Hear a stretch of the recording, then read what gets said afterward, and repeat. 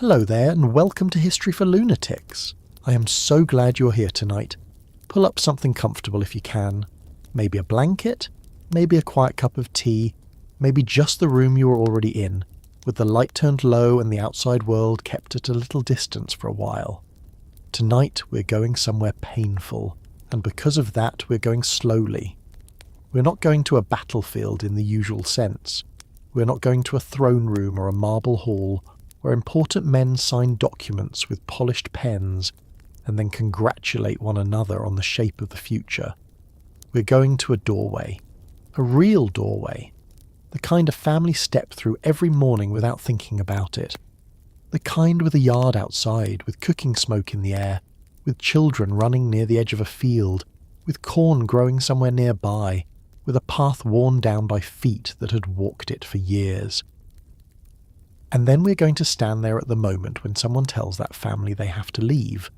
That is the thing I want you to sit with before we go any further. The Trail of Tears is often taught as a line on a map. It is often described as a forced migration, which is true, but too clean. It sounds like something organised and distant, like arrows moving west across a classroom wall. It is easy to imagine it from above, as if history itself were looking down from the sky. But no one lived it from above. The people who endured it lived it from the ground. They lived it with sore feet, with hungry children, with elders who could not walk fast enough, with wagons that broke, with rain turning roads into mud, with soldiers nearby, with relatives left behind in graves that could not be visited again. They lived it as the loss of a house, a town, a field, a church, a council ground, a burial place, a language spoken in a particular valley, a memory attached to a particular bend in a river. That is where this story begins, not on the road, but at home. The phrase Trail of Tears is most often connected to the Cherokee removal of 1838 and 1839, when thousands of Cherokee people were forced from their homelands in the southeastern United States and driven west toward what was then called Indian Territory in present-day Oklahoma. But the larger story reaches beyond one nation and beyond one road. Choctaw, Muskogee Creek, Chickasaw, Seminole, and Cherokee communities all faced the machinery of removal, each in their own way, each under pressure from a United States that wanted land and had learned to describe that wanting as destiny, progress, security, and law. This was not one sudden accident. It was not one bad winter, one cruel officer, one misunderstanding between neighbours. It was a policy. It was argued over in Congress. It was defended in newspapers. It was signed into law. It was enforced by soldiers. And then, once the speeches were over and the ink was dry, the cost of it was paid by families who had to pack what they could carry and leave behind what they could not. Now, I know this is a difficult topic for a quiet night. I know the title alone carries weight, but history does not become gentler when we avoid it. It becomes easier to misunderstand. So tonight we're going to tell this story in the way it deserves to be told, carefully and plainly, with attention to the human scale of it. We're not going to rush past the ordinary things, because the ordinary things are where the loss becomes visible. A person can lose a country in a treaty. A person can lose a home in an afternoon. A person can lose an entire way of life one small object at a time, deciding what can fit into a bundle and what has to stay on the floor. Think for a moment about the place where you live, not in a grand way, not the city name or the street address, but the little facts of it. The chair you use without thinking, the corner where the light falls in the morning, the sound your door makes when it closes, the drawer where the mismatched things end up, the route you could walk in the dark because your body knows it better than your mind does. Now imagine someone arriving with authority behind him and telling you that this place is no longer yours. Imagine being told that you must go far away, not because your house has burned, not because the soil has failed, not because your family has chosen a new beginning, but because other people have decided your land is more useful without you on it. That is not just relocation. That is an injury to memory itself, though the people doing it often preferred not to speak of it that way. Before we step into the deeper history, I want to ask you something simple, the kind of question I love seeing answered in the comments. Where are you listening from tonight? Are you in a quiet bedroom with the lights off? Are you on a couch, half awake, with this playing softly beside you? Are you listening from somewhere in America, maybe even from one of the states where this history happened, under the roads, under the farms, under the towns that came later? Or are you somewhere far from that landscape, hearing this story from across an ocean, trying to picture the valleys and rivers and winter roads of a place you may never have seen? Wherever you are, I am glad you are here. There is something meaningful about taking time, even late at night, to remember people whose suffering was often described in official language so dry that it almost hid the human beings inside it. And if this kind of storytelling speaks to you, if you find yourself drawn to history not as a list of dates, but as a way of entering rooms people once lived in, walking roads people once feared, and understanding the choices that shaped ordinary lives, it would mean the world to me if you hit that subscribe button and give this video a like. You do not have to do it right now. Do it when you feel it, when a detail makes you pause, when a sentence makes the past feel closer than it did before, and if you want to share where you're listening from tonight, or what you were taught about the Trail of Tears when you were younger, leave it in the comments. I read those carefully, and on a subject like this, the way people remember being taught matters. Now, let's go back, not straight to the forced march, not yet. That is where many versions of this story begin, with people already on the road, already hungry, already cold, already reduced in the telling to a line of suffering bodies moving west. But to understand what was taken, we have to understand what was there before the taking. We have to begin in the southeastern homelands, in the decades before removal, among native nations whose lives were far more complex, organised, and politically sophisticated than the old textbooks often admitted. The Cherokee homeland stretched across parts of what are now Georgia, Tennessee, North Carolina, and Alabama. It was a world of mountains and river valleys, of towns connected by kinship, trade, diplomacy, and memory. Cherokee communities had long histories in those places, histories that did not begin when Europeans arrived and did not wait for American recognition to become real.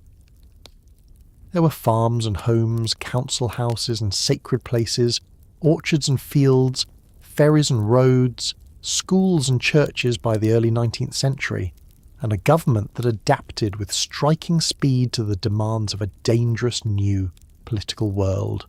The Cherokee Nation developed a written constitution. It had a national council. It had leaders who understood American law well enough to fight removal through American courts. Sequoyah created a Cherokee syllabary in the early 1820s, making it possible for Cherokee people to read and write their own language with remarkable speed. The Cherokee Phoenix, a bilingual newspaper, began publication in 1828, printing in both Cherokee and English. These are not the details of a people waiting passively to be moved. These are the details of a nation working hard to survive in a world that kept changing the rules. The Choctaw homeland lay primarily in what is now Mississippi, with deep roots in the land and a political life of its own. The Muskogee Creek world stretched across much of Alabama and Georgia, made up of towns with their own histories and relationships, not a single simple unit that could be understood from Washington with a glance at a map. The Chickasaw had homelands in northern Mississippi, western Tennessee, and nearby regions with strong political leadership and long experience navigating European and American power. The Seminole in Florida, a people formed from native communities, refugees, and others who built lives in a contested borderland, faced removal through war as much as treaty pressure. Each of these nations had its own story. Each faced different pressures, but the force pressing on all of them came from the same direction: the expanding United States, pushed by settlers who wanted land, politicians who wanted votes, state governments that wanted control, and a national government that increasingly treated native presence in the southeast as a problem to be solved. Here is the thing that can be easy to miss if we only look at removal from the viewpoint of Washington. Many native people in the southeast had already made enormous changes in an attempt to remain. They farmed in ways Americans claimed to value. Some adopted written legal systems, some converted to Christianity, some sent children to schools, some owned plantations, and, in the painful and complicated reality of the time, some also enslaved black people, especially among elite families influenced by the plantation economy around them. None of this made removal acceptable, and none of it makes the story simple. It makes it more historically honest. Native nations were not frozen in an earlier time. They were adapting, arguing, negotiating, resisting, and making difficult choices under pressure. And yet every adaptation seemed to be met with a new demand. If they hunted, they were told to farm. If they farmed, their farms were desired. If they formed governments, their sovereignty was denied. If they appealed to law, the law was ignored when it became inconvenient. This is one of the hardest parts of the story to absorb. Removal was not carried out because native nations had failed to become understandable to the United States. In many cases, it happened after they had become all too understandable. Their fields were visible. Their houses were visible. Their printing presses, schools, ferries, cattle, orchards, and roads were visible. Their land was no longer imagined by white settlers as distant wilderness. It was surveyed, coveted, and discussed in terms of profit. The more permanent native life appeared, the more urgently some white Americans wanted it removed. That is a terrible contradiction, and it sits at the centre of this history. The pressure was especially fierce in Georgia. In 1828, gold was discovered in Cherokee territory in northern Georgia, and that discovery intensified a land hunger that already existed. Gold has a way of stripping polite language off human greed. Before long, thousands of intruders pushed into Cherokee land. Georgia extended its laws over Cherokee territory and moved to divide Cherokee lands by lottery, as if the land could be parcelled out before the people living there had agreed to leave. The Cherokee government protested. Cherokee leaders insisted on their sovereignty. They took their case into the American legal system, believing with reason that treaties meant something and that the United States had obligations it could not simply set aside when a state demanded land. For a moment it seemed possible that law might hold. In 1832, the United States Supreme Court in Worcester v. Georgia recognized that Georgia laws had no force within Cherokee territory. It was a major legal victory. It should have mattered. In a country that spoke so often about law, contracts, rights, and constitutional order, it should have been enough to stop what was coming. But a court decision is only as strong as the willingness of a government to enforce it. President Andrew Jackson, who had long supported Indian removal and had built part of his political identity around it, did not use federal power to protect Cherokee sovereignty from Georgia. The machinery of removal kept moving. A few years earlier, in 1830, Congress had passed the Indian Removal Act after fierce debate. It did not use the language of violence as plainly as the people who suffered under it would experience it. Laws rarely do. It authorized the president to negotiate removal treaties with native nations living east of the Mississippi River, exchanging their homelands for lands in the west. Supporters described this as humane, orderly, even protective. They claimed native nations could not survive surrounded by expanding white settlement, and that moving west would preserve them. That argument sounds calm on paper. It sounded reasonable to many Americans who did not want to look too closely at what removal required. But beneath that language was a brutal fact. The land native people already possessed was wanted by someone else, and the government had decided that native people would be the ones made to move. There were Americans who opposed this. That matters too. This was not a world where everyone agreed and no one objected. Missionaries, some members of Congress, reformers, and many ordinary people argued against removal. They warned that it was unjust, that it violated treaties, that it disgraced the country's own stated principles. In Congress, the debate over the Indian Removal Act was close and bitter, but opposition did not stop it. Once the law passed, the distance between policy and human suffering began to close.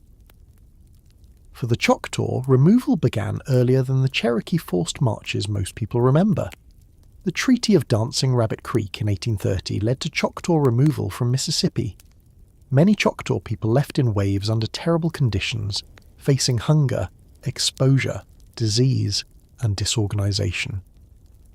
One Choctaw leader is reported to have described the journey as a trail of tears and death, a phrase that would later become attached most famously to the Cherokee removal, but belonged first to the broader suffering of removal itself. The Muskogee Creek removals in the 1830s involved coercion, fraud, conflict, and military force. Thousands were driven west. The Chickasaw negotiated removal under pressure and arranged some aspects of their move. But pressure is still pressure when the alternative is losing everything under the weight of state and federal power. The Seminole resisted removal in Florida through war, in one of the longest and most costly conflicts the United States fought against native people. There was no single experience of removal, no one road, no one season, no one pattern of suffering. But again and again, the result was the same. Native people were separated from their homelands because the United States chose expansion over justice.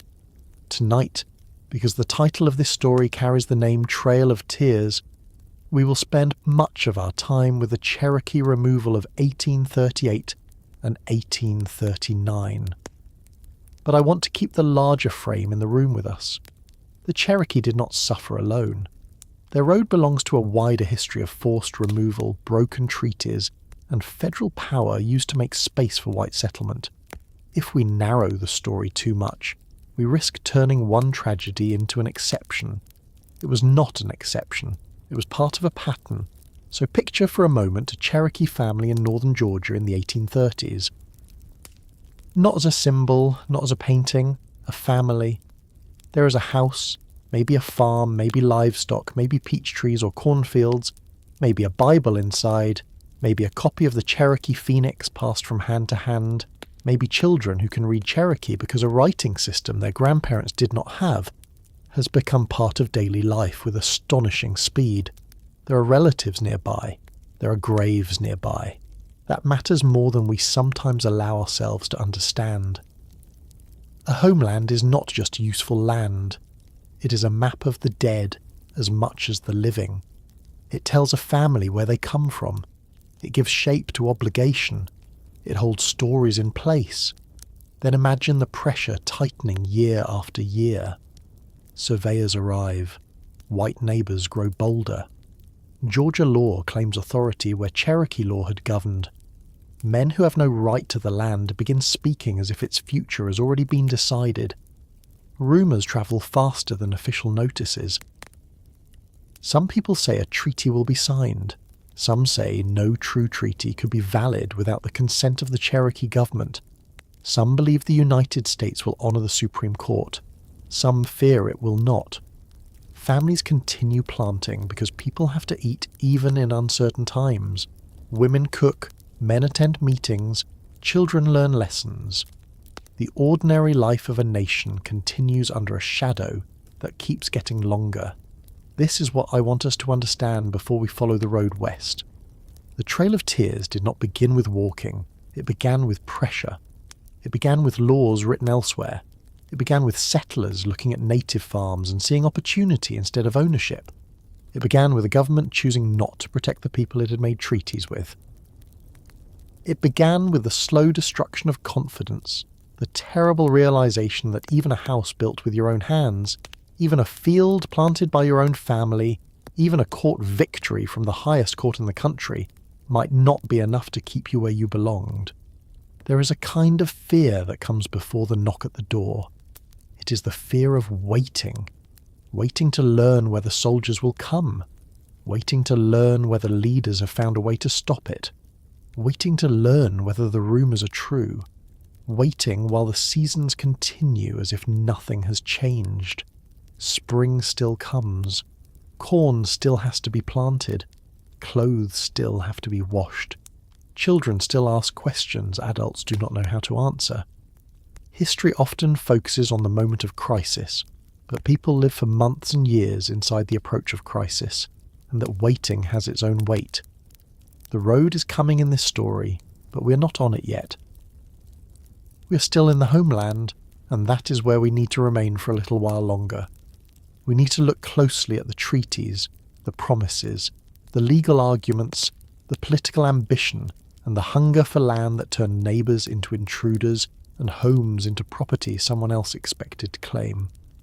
Because before the wagons moved, before the detachments formed, before the cold and mud and sickness of the journey west, there was another kind of violence already underway. It was the violence of being told, again and again, that your right to remain was less important than someone else's desire to arrive. Before anyone was forced onto a road west, before soldiers counted families, before wagons creaked under the weight of what people could not bear to leave behind, there was home. And that is where we have to stay for a while, because if we begin with removal, we miss the most important part of the story. We miss the life that was interrupted. We miss the ordinary mornings, the fields, the towns, the arguments, the cooking fires, the children learning words from grandparents, the paths between houses, the places where people were buried.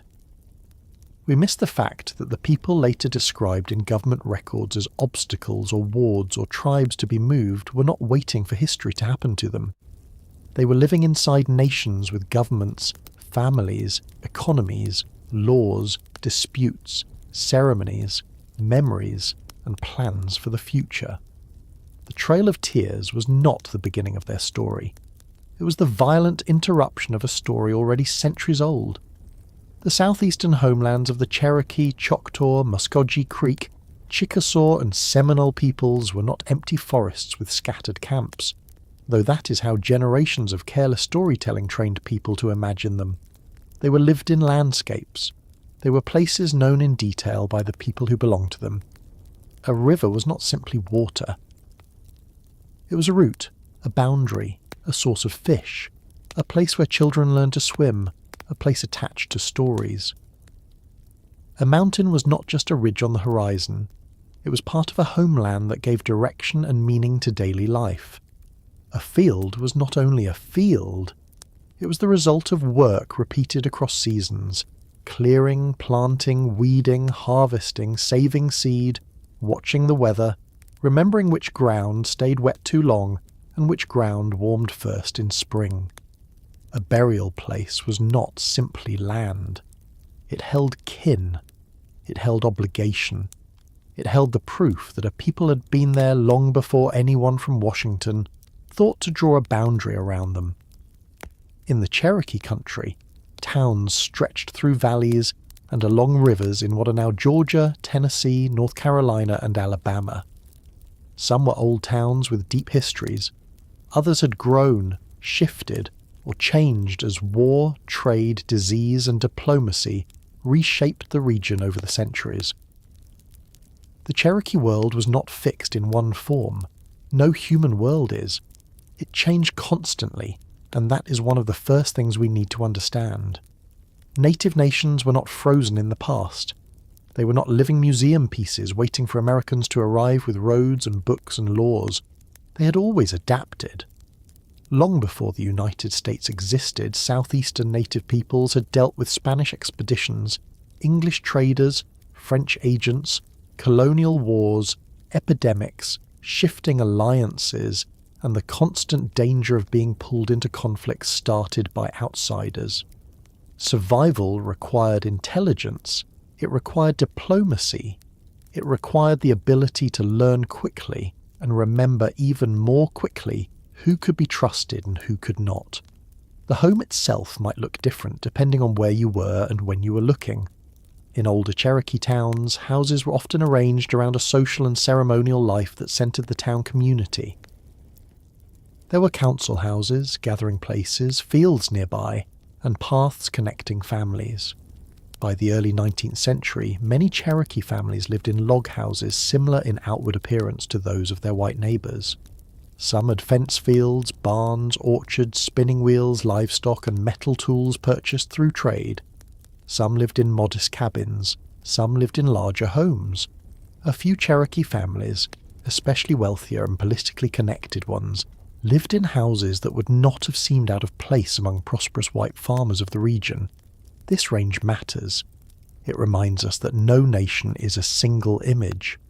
There were poor Cherokee families and wealthy Cherokee families, traditionalists and Christians, people who trusted accommodation, and people who warned that too much accommodation would only make removal easier, people who spoke English and people who did not, people who read Cherokee in the syllabary, and people who carried knowledge in older ways. The same was true beyond the Cherokee Nation.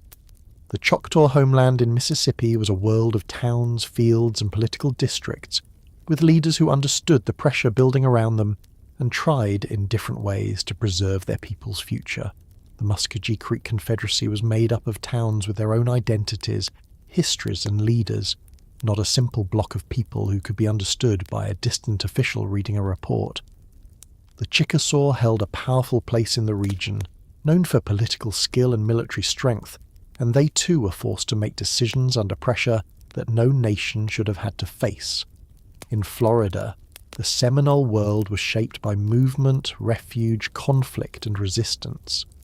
It included native people with ties to older Creek communities, as well as black Seminoles and others who had found in Florida a place where the usual reach of American slavery and settlement was hard to enforce. Each nation had its own internal life. Each had its own way of meeting the crisis. But all of them faced the same expanding hunger from the United States, which wanted land and called that desire progress.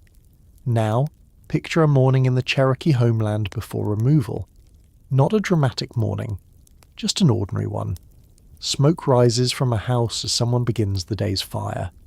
Corn is stored from the last harvest, and new planting waits on the season. A woman steps outside and looks toward the weather, because the day's work will depend on it. Children are already awake or nearly awake. Somewhere nearby, a dog is moving through the yard. There may be cattle to tend, fences to check, tools to repair, food to prepare, clothing to mend. These details sound small, but ordinary life is made of small details, and when a people are forced from home, these are the things that vanish first. Not the grand statements, not the speeches, the small, reliable parts of a day. Women's work sat at the centre of much of this world, though outside observers often failed to understand it properly. In many southeastern native societies, women had long held important roles in agriculture, family life, property, and clan identity. Among the Cherokee, clan relationships mattered deeply, and descent was traditionally traced through the mother. A child belonged to the mother's clan. Maternal relatives carried responsibilities that could be as important as, or in some matters more important than, the father's role. This was not the same structure that white American officials expected when they looked for male heads of households and individual landowners. Because they did not understand it, or did not want to understand it, they often treated native family systems as disorderly or inferior. But these systems had their own logic. They determined belonging. They organised responsibility. They connected people across towns and generations. This is one reason removal was not simply the relocation of individuals. It damaged networks of relationship. When families were forced away from their towns, they were not just losing property. They were being torn from the social map that told them who they were connected to and what those connections required. A person could carry a blanket. A person could carry a kettle. A person might carry a Bible, a tool, a piece of clothing, a small packet of seeds. But no one could carry an entire town structure on their back. No one could fold up a burial ground and place it in a wagon. No one could pack a river. The land itself shaped the food people ate and the work they did. Corn was central, as it had been for generations. Beans, squash, pumpkins and other crops formed part of the agricultural world. Hunting still mattered, fishing mattered, gathering mattered, trade mattered. Livestock and market farming became increasingly important in some communities during the 18th and early 19th centuries. Cherokee farmers raised cattle and hogs. Some operated ferries, mills, stores, and blacksmith shops. Roads ran through the nation, and Cherokee people used them for travel, trade and communication. This was not a world outside history. It was connected to the wider South economically and politically, sometimes in ways that strengthened native communities and sometimes in ways that made them more vulnerable to the people who wanted their land. There is a difficult truth here, and we should not step around it just because this story is already painful. Some native elites in the southeast, including some Cherokee, Choctaw, Chickasaw, and Creek leaders and wealthy families, participated in the plantation economy and enslaved black people. This was not true of every family, and it was not the whole of native life, but it was real. It tied some native leaders to the same cotton economy that was driving the hunger for land across the South. It also complicates any simple picture of the past. The victims of removal were human beings living in complicated societies, not symbols designed to make us comfortable. Some were poor farmers, some were Christian converts, some held to older religious practices, some opposed slavery, some profited from it, some resisted American influence, some believed adopting parts of American political and economic life might protect their nations. History does not become less unjust when it becomes more complex. In this case, the complexity makes the injustice clearer because it shows that native nations were making choices under pressure in a world where every path carried danger. By the early 19th century, Cherokee leaders had begun using the tools of American political life in a determined effort to defend Cherokee sovereignty. The Cherokee Nation established a written constitution in 1827. It had a national council, courts, and officials. This was not because Cherokee people had no laws before then. They had long-standing systems of order and authority. The written constitution was a strategic response to the world pressing in around them. It was a way of making sovereignty legible to the United States in the language the United States claimed to respect. The message was clear. We are not a wandering people to be moved at will. We are a nation. We govern ourselves. We have laws. We have territory. We have treaties. We have a political identity that cannot be erased because a state wants our land. One of the most remarkable developments of this period was the creation of the Cherokee syllabary by Sequoyah. Think about what that meant in practical terms. A language that had long been spoken, remembered, taught, and carried through oral tradition could now be written with a system designed for it. Cherokee literacy spread quickly. People who had never needed English to think, pray, argue, remember, or govern could now write Cherokee words on paper. In 1828, the Cherokee Phoenix began publication at New Exeter, printing in both Cherokee and English. A newspaper may sound ordinary to us now, but in that moment it was a powerful statement. It allowed the Cherokee Nation to speak to itself and to the outside world. It printed laws, news, arguments, and appeals. It made Cherokee political life visible. It also made removal harder to justify for anyone still pretending native people were incapable of organised self-government. And yet, visibility did not protect them. That is one of the cruelest lessons in this story. Many white Americans had argued for years that native people had to change in order to survive. They said native nations should farm, build houses, adopt written laws, become Christian, educate their children, and live in ways Americans claim to admire. Then, when native people did many of those things, the demand changed. Their farms became desirable. Their houses became evidence that the land was valuable. Their roads made the region easier to enter. Their newspapers made them politically inconvenient. Their constitution was treated not as proof of sovereignty, but as an obstacle. The issue had never really been whether native nations could adapt. The issue was land. For white settlers in Georgia, Alabama, Mississippi, and other parts of the Southeast, native land represented opportunity. Cotton was spreading. The plantation economy was expanding. Land speculation was profitable. Politicians could win support by promising access to land. Poor white settlers wanted farms. Wealthy planters wanted large holdings. State governments wanted jurisdiction.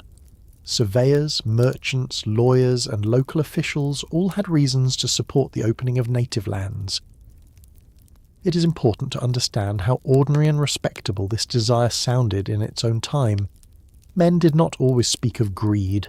They spoke of settlement, improvement, development, prosperity, and state rights. They spoke as if the future had already chosen them, and native people were simply standing in the way of what had to happen. That kind of language is dangerous because it can make theft sound like administration.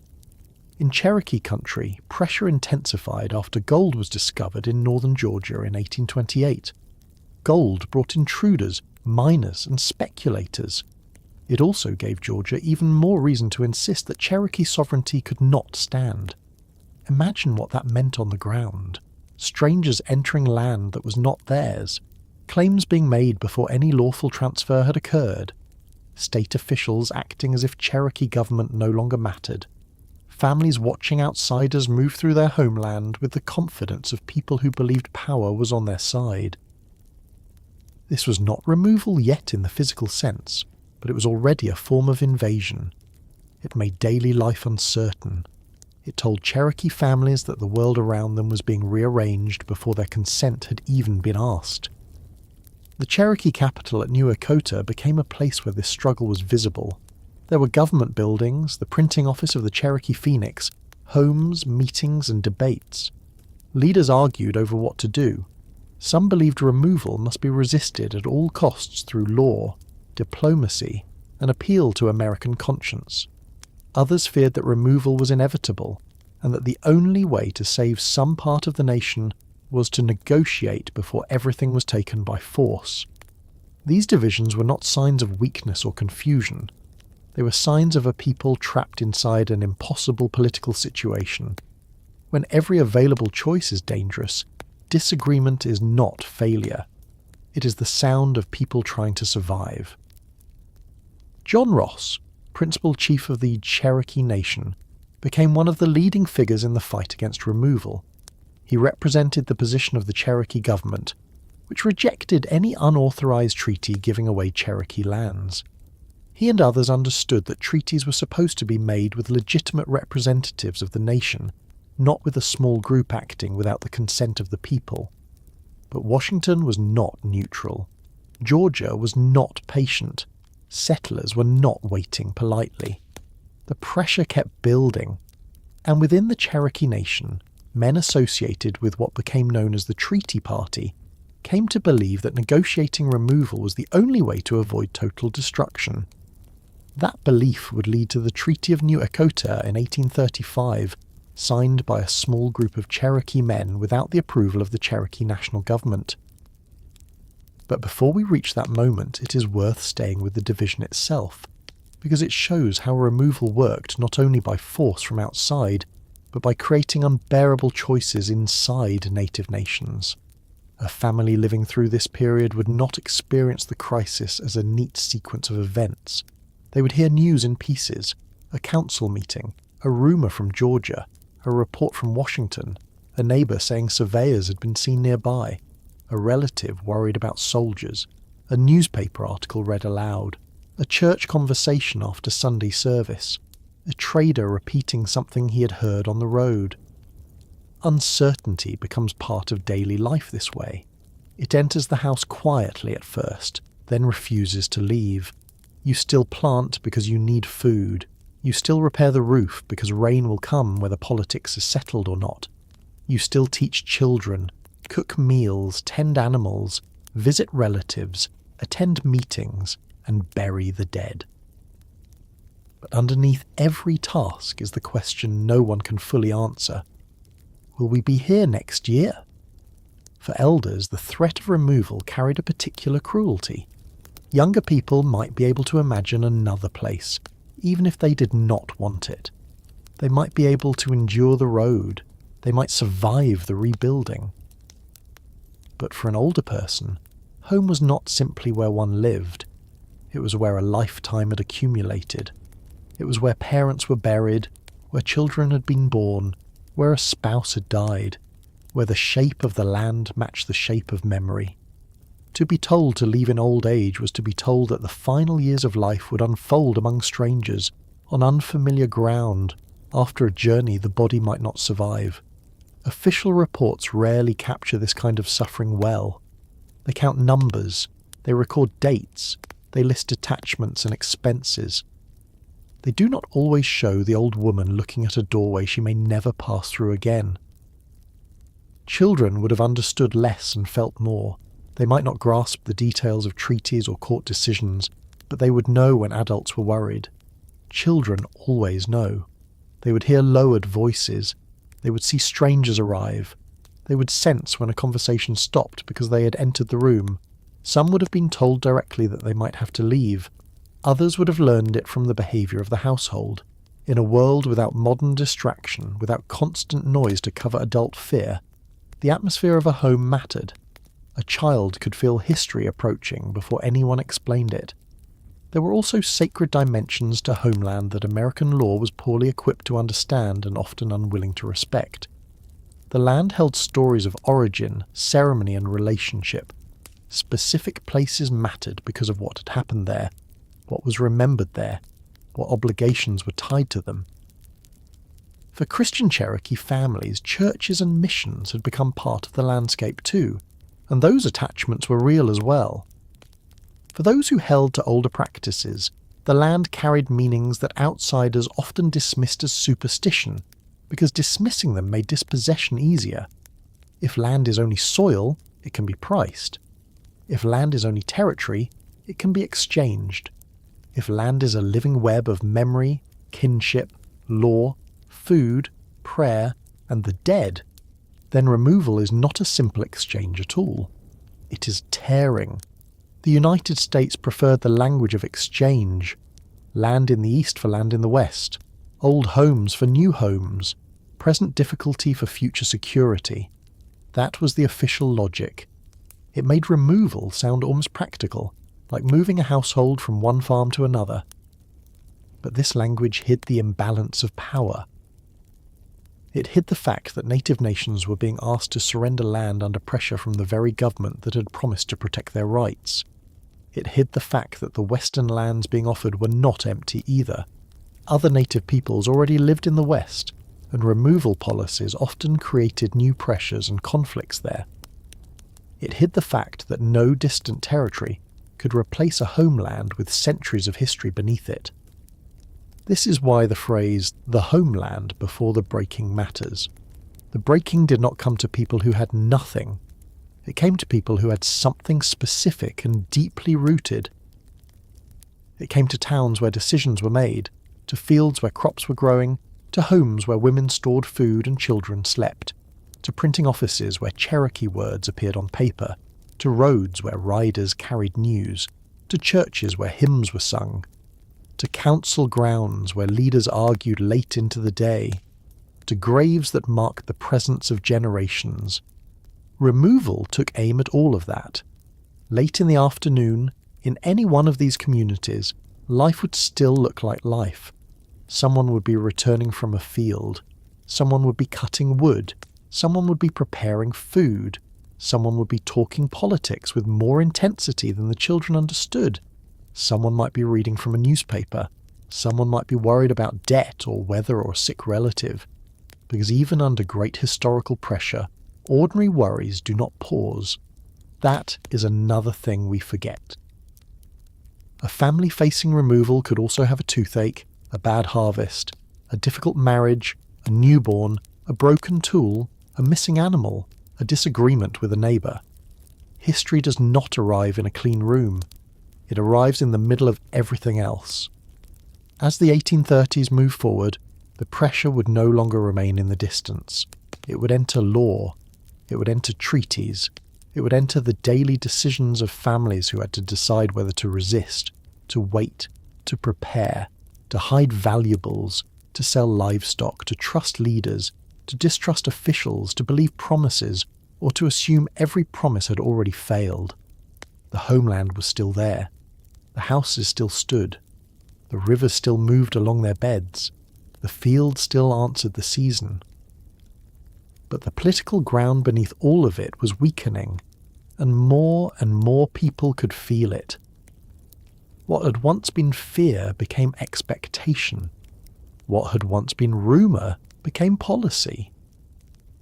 And the next part of this story begins with the documents that claim to make dispossession legal, the agreements written in formal language, the signatures gathered under pressure, and the promises that would be remembered very differently by the people who made them and the people forced to live with their consequences. The documents did not look violent. That is one of the first things to understand. A treaty does not arrive with the sound of a door being broken open. It arrives on paper, it arrives with formal language, with titles, with signatures, with witnesses, with the appearance of order. It is folded, copied, delivered, read aloud in rooms where the people speaking often believe that the shape of a legal document can make an injustice respectable. There is no mud on the page, no hunger, no sick child, no old woman trying to decide whether she can survive a road she never asked to walk. On paper, removal could be made to look like agreement. On paper, a homeland could become a cession. On paper, exile could become exchange.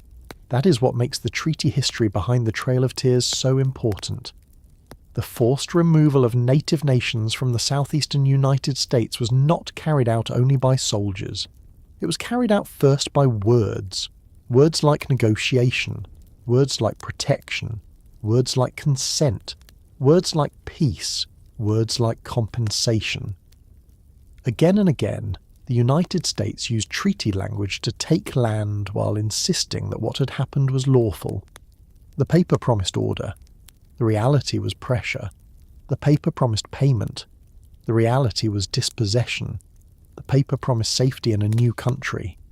The reality for thousands of people was hunger, sickness, exposure, fraud, and grief. Let us begin with the word treaty itself, because it matters. In ordinary understanding, a treaty is an agreement between political communities, something made between nations. That was how the United States dealt with native peoples in many of its earliest relationships. Treaty-making acknowledged, at least in form, that native nations possessed political identity and land rights. The United States did not simply announce in its first decades that native nations did not exist. It signed agreements with them, it sent commissioners, it offered terms, it requested cessions, it made promises. This is one of the central contradictions of American Indian policy. The government often behaved as if native nations were sovereign enough to give up land, but not sovereign enough to keep it when states, settlers, or politicians demanded otherwise. By the time removal became federal policy in the 1830s, treaty-making had already been used for decades to reduce native homelands piece by piece. A treaty might begin with friendship and end with a boundary line moved deeper into native land. Another might promise annuities, tools, livestock, education or protection from intruders, while requiring another cession. These agreements often came after war, debt, political intimidation, or intense pressure from settlers. Sometimes translators were inadequate. Sometimes leaders who signed were not understood by their own people to have authority to surrender land. Sometimes the United States treated one faction as legitimate because that faction would sign, while ignoring leaders who refused. Over time, a pattern formed. The United States would recognize native nations when it needed signatures. Then it would deny or weaken that recognition when native sovereignty stood in the way of American expansion. For the families living inside the homelands, these treaties were not distant diplomatic events. They changed boundaries. They changed hunting grounds. They changed where farms could be built, where roads appeared, where white settlers began to press in more aggressively. A line drawn in a treaty could become a stranger's claim to land a family had always known. A promise made in Washington could become a local official saying there was nothing to be done. The treaty table and the cabin doorway were connected, though they might be hundreds of miles apart. In the years before the Indian Removal Act, many native leaders already understood the danger of treaty negotiations. They had seen how the process worked. They had seen promises broken or narrowed. They had seen annuity payments delayed or manipulated. They had seen federal agents cultivate division. They had seen state governments treat native lands as future property before any agreement had been made. So when United States officials spoke of new treaties, many native people heard not the beginning of a fair negotiation, but the next step in a long process of pressure. The Choctaw were among the first southeastern native nations forced into removal under the new federal policy. In 1830, only a few months after the Indian Removal Act became law, United States commissioners met Choctaw leaders at a place called Dancing Rabbit Creek in what is now Mississippi. The name itself sounds almost gentle, and that is another painful contrast in this story. A place with a name tied to land and memory became the setting for a document that would help sever a people from that land.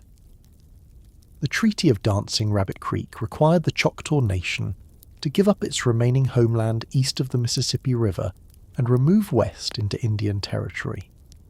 In official language, there were provisions for land, money, assistance, and the possibility that some Choctaw individuals could remain in Mississippi and become citizens under certain conditions.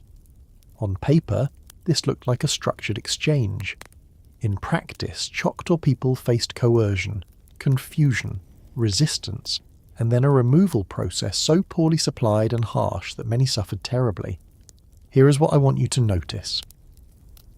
The treaty did not say, in plain human language, that families would freeze on the road. It did not say that people would be hungry. It did not say that promises about those who wished to remain would be undermined in practice. It did not describe the fear of a parent watching a child weaken during a winter journey. It did not describe the old people who had never wanted to leave Mississippi looking back toward a homeland they would not see again. The document could include articles, payments, deadlines, and clauses. It could not honestly contain the experience it created. Many Choctaw people resisted removal. That resistance is important because the treaty can make the event look smoother than it was. There were leaders who signed under pressure, believing that refusal might bring even worse destruction. There were people who opposed the agreement. There were walkouts, objections, and distrust. The United States often preferred to remember the signature rather than the pressure surrounding it. That is a habit powerful governments have. They preserve the moment that helps them and forget the conditions that produced it. When the first Choctaw removals began, the suffering quickly exposed the emptiness of official reassurance. People moved in cold weather, supplies were inadequate, transportation arrangements failed, disease spread, food ran short. The route west became a place of exhaustion and loss.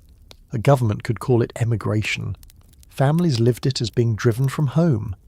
That difference between official vocabulary and lived reality appears again and again in removal history. The Muskogee Creek experience followed its own path, but here too treaties became instruments of dispossession. The Creek world was made up of towns with deep histories and political relationships that outsiders often misunderstood.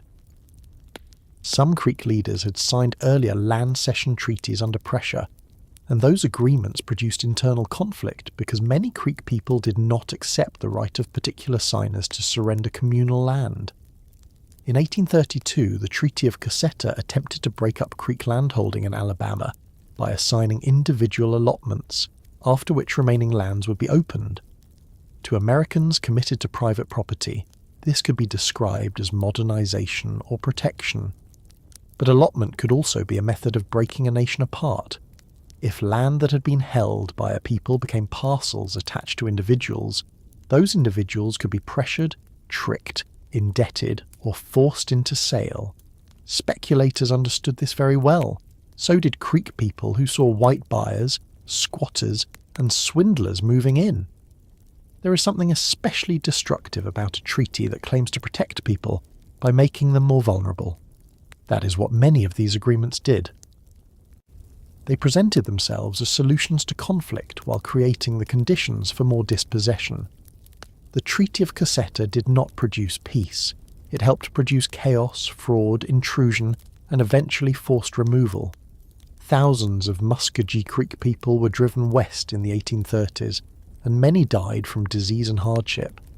Once again, the treaty was not the end of violence. It was one of the tools that made violence administratively possible. The Chickasaw faced removal through negotiation under pressure as well. Their leaders understood the danger around them and tried to secure better terms than some other nations had received. The Chickasaw were known for political skill, and they did not simply submit without calculation. But even careful negotiation took place inside a world where the United States and surrounding states held overwhelming power. The Chickasaw eventually agreed to sell their eastern lands and later settled in Indian Territory, in lands associated with the Choctaw. Their removal is sometimes described as more orderly than others, because the Chickasaw managed certain aspects of it with more resources. But the word orderly can be misleading. A forced choice can be organised and still be forced. A people can negotiate under pressure and still be dispossessed. A document can contain better terms than another document and still mark the loss of a homeland. In Florida, the Seminole faced the United States through a different pattern, one shaped by war, refuge, slavery and resistance. The Treaty of Payne's Landing in 1832 called for Seminole removal west if a delegation found the proposed land suitable. But when some Seminole representatives later appeared to accept the western land after visiting it, many Seminole people rejected the idea that those men had authority to bind everyone. Some said the agreement had been misunderstood or coerced. Others simply refused to leave. Florida was not just a homeland for Seminole people. It was also a place where black Seminoles and people escaping slavery had built communities tied to Seminole resistance. For slaveholders in the American South, that made Seminole autonomy especially threatening. Removal in Florida was not only about land, it was also tied to the effort to control black freedom and strengthen slavery's reach. The result was war. The Second Seminole War became one of the longest and most expensive conflicts the United States fought against Native people. That war reminds us that treaties did not always settle anything. Sometimes they hardened resistance. Sometimes they turned disputed paper into military campaigns. Sometimes the United States used the existence of a treaty as proof that anyone refusing to obey it was now an obstacle to be subdued. Once a document had been ratified, the government could say the matter was closed even when the people most affected insisted it had never been legitimate. For the Cherokee, the treaty story reached its most infamous point at New Echota in 1835. But to understand why that treaty was so devastating, we have to return to the political situation around it. The Cherokee Nation had a functioning government. Its principal chief, John Ross, and the recognized Cherokee leadership opposed removal. Thousands of Cherokee citizens rejected any surrender of their eastern homeland. The Cherokee had appealed to law.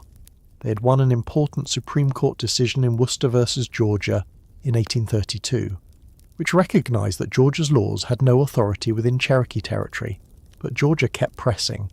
Settlers kept intruding. Gold had been discovered in Cherokee land. The federal government did not protect Cherokee sovereignty in the way treaties and court decisions should have required. The pressure did not lessen after the legal victory. In some ways, the legal victory only revealed how little law mattered when power refused to enforce it. Inside the Cherokee Nation, disagreement became sharper. Some Cherokee men, including Major Ridge, John Ridge, Elias Boudinot, and others associated with what became known as the Treaty Party, came to believe that removal could not be stopped. They feared that if the Cherokee refused to negotiate, the United States and Georgia would take the land anyway and leave the Cherokee people with nothing. This was not a simple question of betrayal in the minds of everyone involved, though many Cherokee people saw it that way then and would remember it that way later. It was an argument born from desperation. One side believed signing away the homeland was a national disaster and legally illegitimate. Another believed that refusal to sign might bring even greater disaster. When a powerful government creates an impossible situation, it can later point to the divided response of the victims as if that division proves consent. The Treaty of New Echota was signed in December 1835 by a small group of Cherokee men who did not have the approval of the Cherokee national government. The treaty gave up Cherokee lands east of the Mississippi in exchange for money, western land, and promises of assistance. The United States treated it as binding. Most Cherokee people did not. Thousands protested. John Ross and the Cherokee government insisted it was fraudulent. Petitions were sent to Congress. The opposition was not hidden. It was not a minor objection raised too late. It was clear, organised, and urgent. Yet the United States Senate ratified the treaty in 1836 by a single vote. Let that sit for a moment. One vote. A homeland, at least in the machinery of American law, turned on one vote. Of course, the deeper truth is that the homeland had been endangered long before that vote was counted. The pressure from Georgia, the land hunger of settlers, the refusal of federal power to enforce Cherokee rights, the willingness to recognise unauthorised signers, all of that had prepared the ground. But still, there is something chilling about the narrowness of that formal decision. A few senators voting differently might have changed the timing, perhaps the method, perhaps the immediate legal path. But the fact that so much human suffering could be pushed forward by such a thin margin tells us something about the fragility of justice when the people most affected have no equal power in the room. The treaty gave the Cherokee a deadline to leave voluntarily. Many did not, because they did not accept the treaty's legitimacy, and because home was home.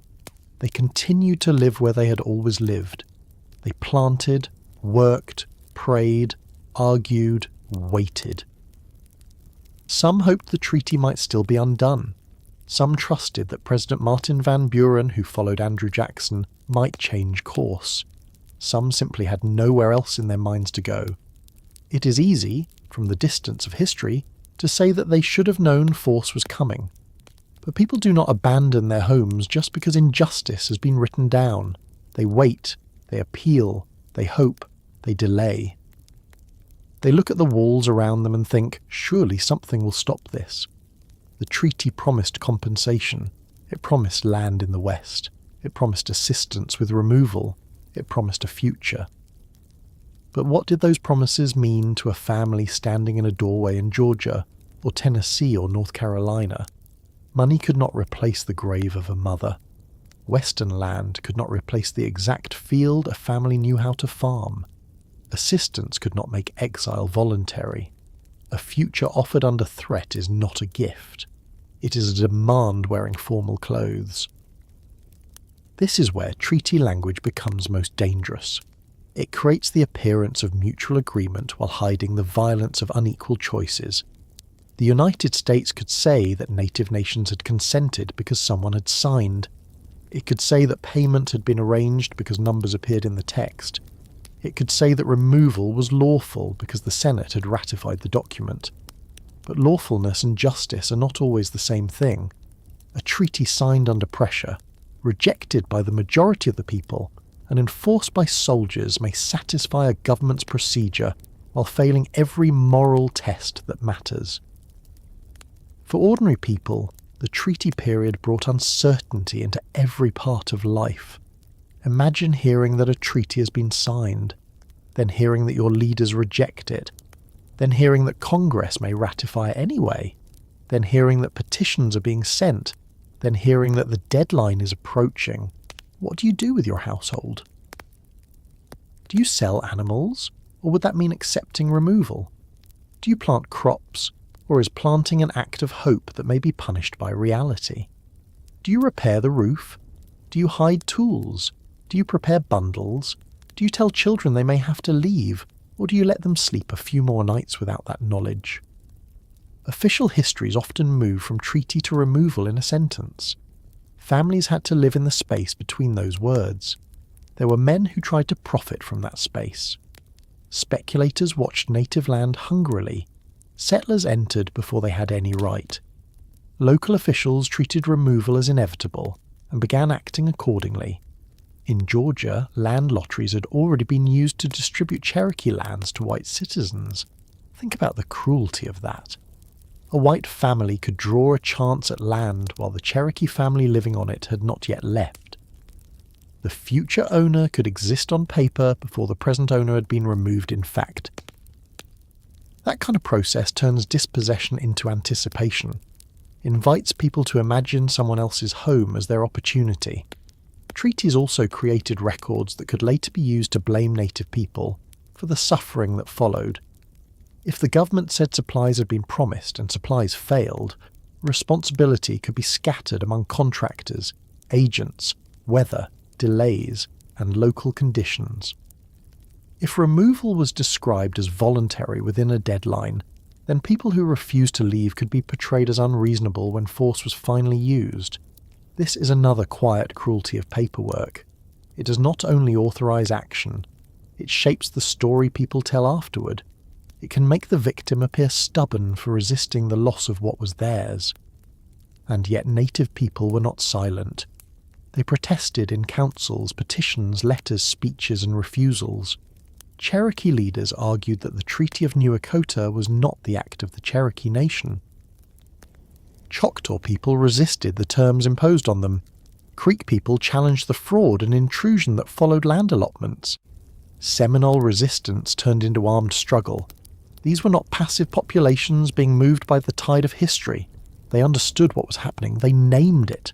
They fought it in the ways available to them, sometimes with law, sometimes with diplomacy, sometimes by refusing to move, sometimes with weapons, sometimes simply by remaining at home past the date when others had decided they should be gone. A treaty council itself could be a tense and exhausting thing.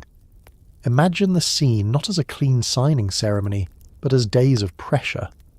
US commissioners arrive with instructions. Interpreters stand between languages.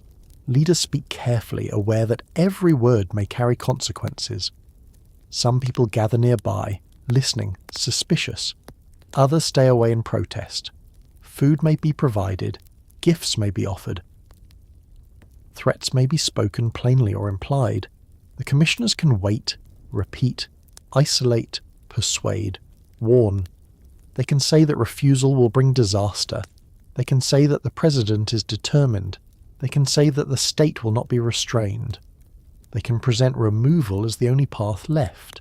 Then, if a signature is obtained, the record may show agreement. The record may not show the weight placed on the hand that signed. This does not mean every native signer acted without thought or agency. That would be too simple and unfair. Leaders who signed removal treaties often made calculations in terrifying circumstances. Some believed they were saving lives. Some believed they were preserving national existence in a new place. Some were ambitious, some were compromised, some were pressured, some were deceived, some were later condemned by their own people. Human beings inside collapsing political situations do not always behave in ways that later generations can easily sort into clean categories. But the larger structure remains clear. The United States created the conditions in which native nations were forced to choose between surrender on paper and destruction by other means. The promises in these treaties deserve attention because many of them were not small. The United States promised money, goods, land, protection, transportation, subsistence, and rights in the West. These promises were meant to make removal appear manageable. They were also meant to reassure Americans who might have been uneasy about the policy. It was easier for supporters of removal to sleep at night if they believed native people were being compensated and protected. The idea of a fair exchange softened the reality of coerced exile, but promises made from a position of power can serve two purposes at once. They can offer something real, and they can disguise the harm that makes the offer necessary. When those promises failed, the suffering became immediate. Food did not arrive properly. Contractors cut corners. Agents mishandled funds.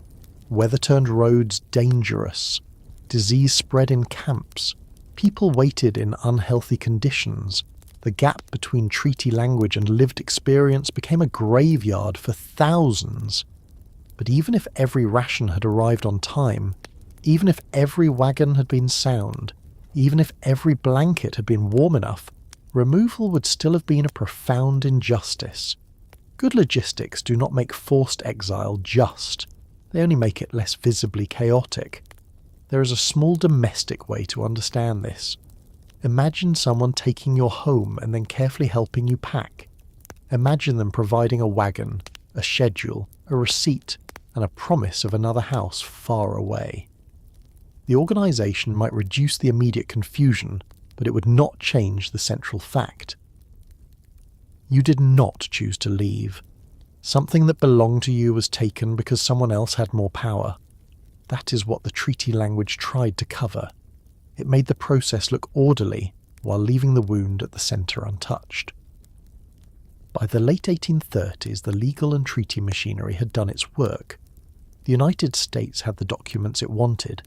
The Senate had ratified what needed ratifying. The deadlines had been set. State governments and settlers were ready to claim the land. Native opposition remained, but opposition without enforcement power could be dismissed. The paper stage of removal had created the conditions for the military stage. A signature obtained under pressure in one place would become a soldier's order in another. A clause written in Washington would become a family told to gather its belongings. A Senate vote would become a locked door, a guarded camp, a road west. And this is where the story begins to shift from negotiation to enforcement, though the two were never as separate as officials wanted them to appear. The treaties had promised peace. They had promised settlement of disputes. They had promised that removal would protect native nations from the destructive pressure of white expansion. But the peace they promised was the peace of surrender. The settlement they offered settled the desires of states and settlers far more than the rights of native people. The protection they claimed to provide required native people to abandon the very places they had asked to be protected in. So by the time soldiers entered Cherokee homes in 1838, the government could point backward to a treaty and say that what was happening was legal. Families could point to the same treaty and say it had never truly been theirs. The ink had dried before the road opened. That is the order of things in this history. First, the language, then the deadline. Then the men with authority, then the gathering of people into camps, then the wagons, the detachments, the sickness, the cold, the graves along the way. But before all of that came the decision to treat forced departure as an agreement and to call the taking of a homeland a treaty. The next part of the story moves into the law that made this possible on a national scale, the act that gave presidential power a sharper edge, and the political argument that claimed removal was not only legal, but merciful. The law did not call itself a weapon. Laws almost never do.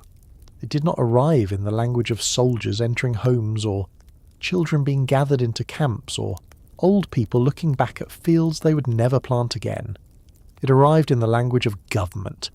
It had a title, a date, a structure, a purpose written in calm, formal words. It moved through Congress as a bill. Men debated it in chambers with desks and papers and rules of order. They rose to speak, yielded time, answered objections, counted votes, and treated the question as if it belonged first to procedure. That is one of the unsettling things about this part of the story. The Trail of Tears did not begin with chaos. It began with a process that looked orderly from the inside. It began with a government deciding that removal could be made official, that a policy which would tear families from their homelands could be given legal shape and then described as administration. On May 28, 1830, President Andrew Jackson signed the Indian Removal Act into law. That sentence is simple, and because it is simple, it can almost hide what it means. The act authorized the president to negotiate with native nations living east of the Mississippi River for an exchange of their lands for territory in the West. It allowed the government to set aside Western lands, arrange exchanges, compensate improvements, and assist with movement. On paper, it sounded like a mechanism. A way to exchange one place for another. A way to resolve conflict between native nations and the states that pressed around them.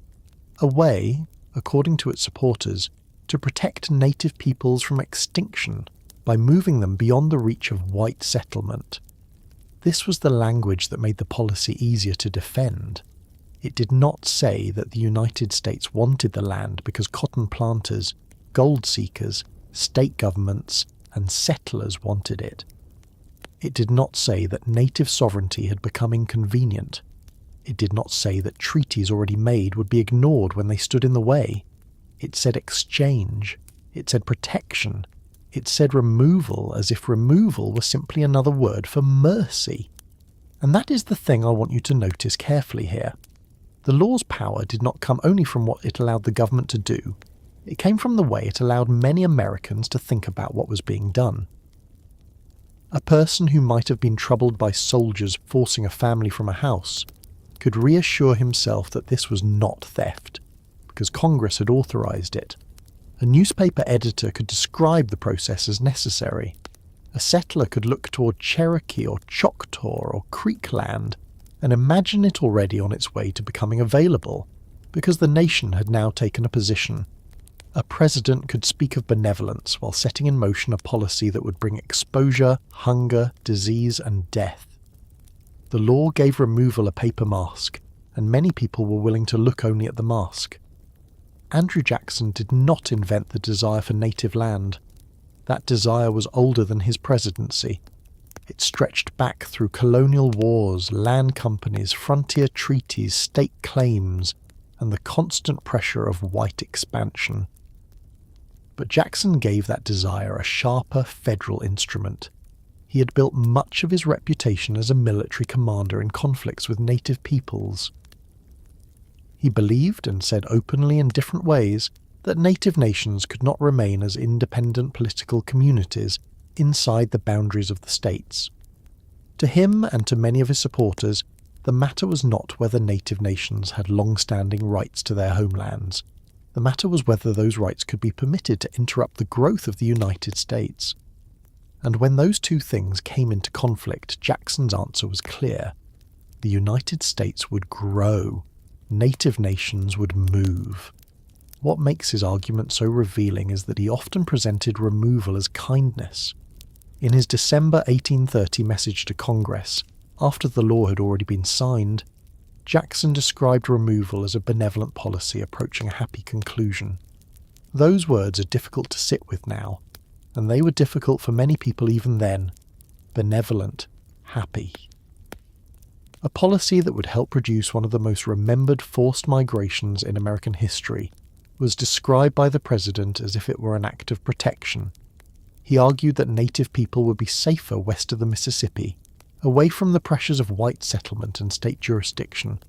He argued that removal would allow states to expand, reduce conflict, and place native nations in a region where they could govern themselves without interference. The argument had a surface logic if you refused to ask who had created the danger in the first place. It was like pushing someone out of a house while saying the street would be safer for them because the house had become too crowded. The crowding was not natural. It had been produced by settlers entering native lands, by states extending their laws, by federal weakness or unwillingness when native rights needed defending.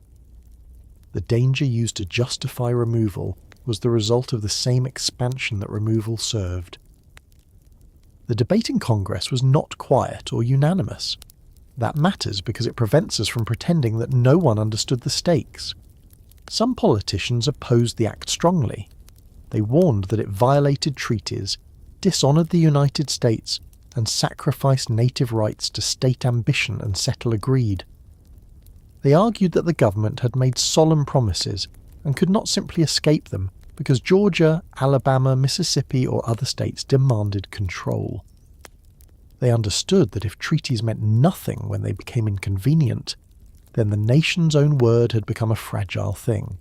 Supporters of removal answered with arguments about states' rights, national growth, racial assumptions, and supposed humanitarian concern. They said native nations could not survive where they were. They said removal was the only way to avoid worse violence. They said the policy was voluntary, or at least would be carried out by treaty. That word voluntary would do a great deal of work in the years ahead. It would soften what pressure had hardened. It would make coercion sound like choice. The votes were close enough to show that removal was contested, but not close enough to stop it. Once the act passed, the machinery could move, and the machinery of government has a particular kind of power because it breaks great violence into small tasks. One office prepares instructions, another appoints commissioners, another handles funds, another arranges supplies, another sends messages to agents, another reviews treaty language, another reports progress. No single clerk has to see the entire road. No single official has to imagine the mother deciding which cooking pot can come and which has to be left. The work becomes files, deadlines, appropriations, correspondence. This is not to say that everyone involved was unfeeling. Some people understood exactly what was happening and supported it anyway. Others told themselves the policy was regrettable but necessary. Others looked away from the consequences and concentrated on the paperwork. Bureaucracy can make suffering easier to manage because it separates decision from contact. The Indian Removal Act did not itself name the Cherokee Trail of Tears. It did not say that thousands would be rounded up in 1838. It did not describe stockades, detachments, or graves along the route, but it created the legal framework that made those later events possible. It told native nations that the federal government was now officially committed to moving them west. It told the states that their pressure had been heard. It told settlers that the future they wanted had federal support. It told native leaders that every negotiation from that point forward would take place under the shadow of an act designed to remove them. Imagine trying to bargain after that. Imagine sitting across from commissioners who say they are there to negotiate, while everyone in the room knows the President, Congress, and the surrounding states have already chosen the desired outcome. Negotiation under those conditions is not equal. It is a conversation held beside an open door with armed men somewhere beyond it. For the Choctaw, the new law became almost immediately real. The Treaty of Dancing Rabbit Creek came in 1830, the same year as the Act. The United States could now present removal as established policy, and Choctaw leaders faced pressure to sign. Some believed that agreeing might preserve a measure of control. Others resisted. Families who had never voted in Congress, never spoken in Washington, and never agreed to the theory that their homeland was a problem to be solved, were drawn into the consequences all the same. When Choctaw people began moving west, the suffering exposed the distance between the law's language and the lived experience of removal. Cold, hunger, confusion, poor planning, and disease followed them. The policy that sounded orderly in Washington became misery on the ground. For the Muskogee Creek, the same legal framework helped shape the pressure that led to treaties, allotments, fraud, and forced departure. For the Chickasaw, it made removal the national expectation, even as leaders tried to negotiate terms under terrible constraints. For the Seminole, it helped turn disputed agreements into war, because many Seminole people refused to accept that paper signed under pressure could erase their right to remain in Florida. Each case unfolded differently, but the law stood behind them all like a door that had been closed from the outside. There is something deeply important about how the Act treated land. It imagined land as exchangeable, land east of the Mississippi for land west of it, one territory for another. A government could draw a boundary here, mark another there, and say the matter had been balanced. But this way of thinking worked only if you reduced homeland to acreage. Native peoples did not experience land in that narrow way. A homeland contained fields, hunting grounds, waterways, houses, council places, graves, sacred sites, roads, memories, obligations, and relationships. It contained knowledge that had accumulated over generations: when to plant, where floods came, which hills held certain plants, which paths were safe in bad weather, which places belonged to certain stories. The Indian Removal Act treated all of that as if it could be compensated, transferred, or replaced. That was not just a legal error, it was a moral blindness built into policy. The Western land offered in exchange was also not empty in the way removal supporters often implied. Other native peoples already lived west of the Mississippi. Some had their own histories of pressure and displacement. The idea that eastern native nations could simply be moved there without creating new conflicts or new losses depended on another convenient fiction. That land became available whenever the United States needed it to be available. Removal did not solve the problem of expansion. It moved the problem west and forced native people to bear the cost. It also set a pattern. If the United States could move native nations once in the name of progress, what would stop the same logic from being used again when settlers wanted the next place, and the next one, and the one after that? Supporters of removal often insisted that the act did not authorise direct force. They emphasised treaties. They emphasised consent. They emphasised the idea that native nations could choose exchange. But consent becomes a thin word when one side controls the surrounding states, the courts in practice, the military, the money, the timing, and the interpretation of the agreement.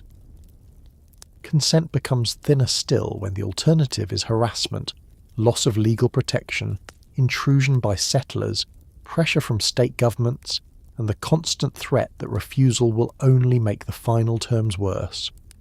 This is why the law's official mildness is so misleading. It did not need to say, in plain words, that families would be forced from homes. It created the conditions in which force could be presented as the enforcement of an agreement. By the time soldiers came, officials could say the chance to leave voluntarily had passed. The law and treaties had done their work. Now the government was merely carrying them out. That word merely can hide almost anything. For Cherokee leaders, the passage of the act confirmed what many had feared. Georgia had already been attacking Cherokee sovereignty, extending state law over Cherokee territory and refusing to recognize the authority of the Cherokee government. The discovery of gold in Cherokee land in 1828 had made the pressure more intense, and white intruders treated the land as if its ownership were already shifting. The Cherokee nation answered with law, argument, and appeal. It had a written constitution, it had a council, it had a newspaper, it had leaders skilled in American political language, it had treaties with the United States, it had a strong legal case. But the Indian Removal Act showed that political power might matter more than legal principle. The Cherokee could win arguments and still lose protection. They could appeal to the highest ideals of the American Republic and still face a government more committed to expansion than justice. The Supreme Court decision in Worcester versus Georgia in 1832 would later recognize that Georgia law had no force within Cherokee territory. That should have been a turning point.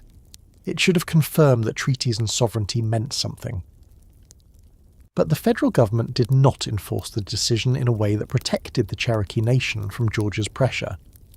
Here again, the difference between law on paper and power in practice becomes painfully clear. The United States had a court capable of recognizing Cherokee rights, but not a president willing to make those rights secure against the state demanding Cherokee land. The Removal Act had already marked the direction of federal policy. The court might speak, but the executive branch controlled enforcement, and Jackson's administration remained committed to removal. Think about the atmosphere this created in a Cherokee home. A father or mother might hear that the court had ruled in favour of Cherokee sovereignty. There may have been relief, or cautious hope, or prayers of thanks. Then days and weeks passed, and Georgia did not withdraw its pressure. Intruders did not vanish. The state did not restore what it had taken. Federal protection did not arrive in the form needed. Hope under those conditions becomes painful. It rises because something just has happened, and then it drains away because justice without enforcement is a locked door. Law does not only command, it signals. The Indian Removal Act signalled that the federal government was no longer balancing native sovereignty against state hunger in any serious way. It had chosen the direction in which the pressure would flow. There were moral voices raised against it, and they deserve to be remembered. Some missionaries who worked among native nations opposed removal. Some northern reformers spoke against it. Some members of Congress argued that the policy betrayed national honour. Native leaders themselves spoke and wrote with extraordinary clarity. They pointed to treaties. They pointed to their governments. They pointed to farms and schools and churches and laws. They asked what more the United States required of them if even these things were not enough. Their arguments expose one of the central lies of removal. Native nations were not removed because they had failed to change. They were removed because their land was wanted. Change could be praised in speeches and ignored in policy. Civilization, as the United States used the word then, was a moving target.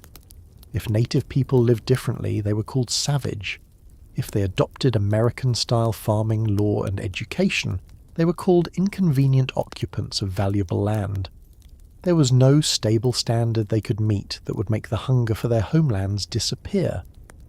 The Indian Removal Act gave that hunger a respectable channel. It transformed local pressure into national policy. It allowed the United States to say that removal was not a series of land grabs, but a coherent solution. That word solution is worth mistrusting here. A solution for whom? For Georgia, which wanted authority over Cherokee land. For Mississippi, which wanted Choctaw land opened. For Alabama, where Creek land stood in the path of expansion. For planters who wanted cotton fields. For politicians who wanted the support of white settlers. For the federal government, which wanted to avoid confronting states over native sovereignty. But for native families, the so-called solution meant the loss of home. A policy can solve one group's problem by making another group carry the wound. In the months and years after the Act, treaty-making accelerated. The law did not remove everyone at once. It created the authority and momentum. Then came the negotiations, the pressure, the divisions, the deadlines. Removal unfolded unevenly, nation by nation, community by community, family by family. That unevenness can make the history feel complicated, but the underlying motion was clear. The United States was pushing native peoples east of the Mississippi toward the west, and every agreement was shaped by that push. The law stood behind the negotiators like a threat they did not always need to speak aloud. For a family in the homeland, the Act might not be read in full. Many people may never have seen the legal text. But they would feel its consequences. They would hear that leaders had been summoned. They would hear that commissioners had arrived.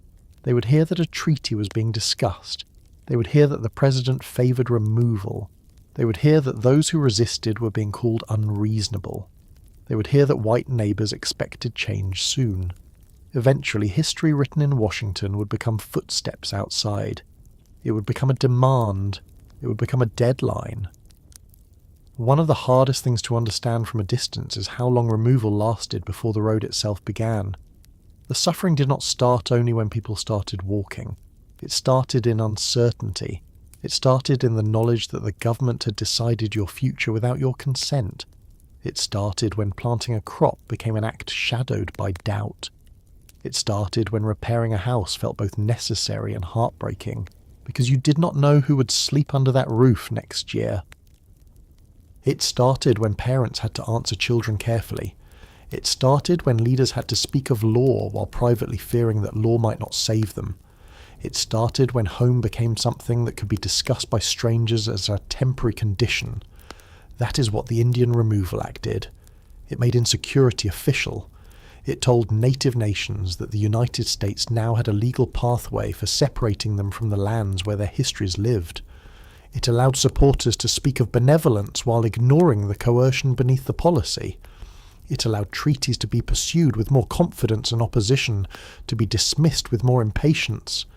It did not alone create the trail of tears, but without it, the later machinery of forced removal would not have had the same national authority behind it.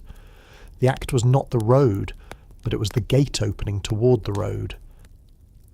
And beyond that gate lay the treaty deadlines, the petitions that failed, the court victories that could not protect, the soldiers gathering under orders, and the night when families who had waited, hoped, resisted, and prayed finally learned that the debate was over for the men in power, even though for them the suffering was only beginning. The night families learned they had to leave was not always night by the clock. Sometimes it came in the morning, when smoke was just beginning to rise from the cooking fire.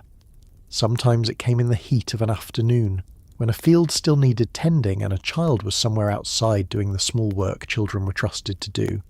Sometimes it came after sunset, when people were inside and the day had already narrowed to the familiar space of a room, a meal, a lamp, a voice.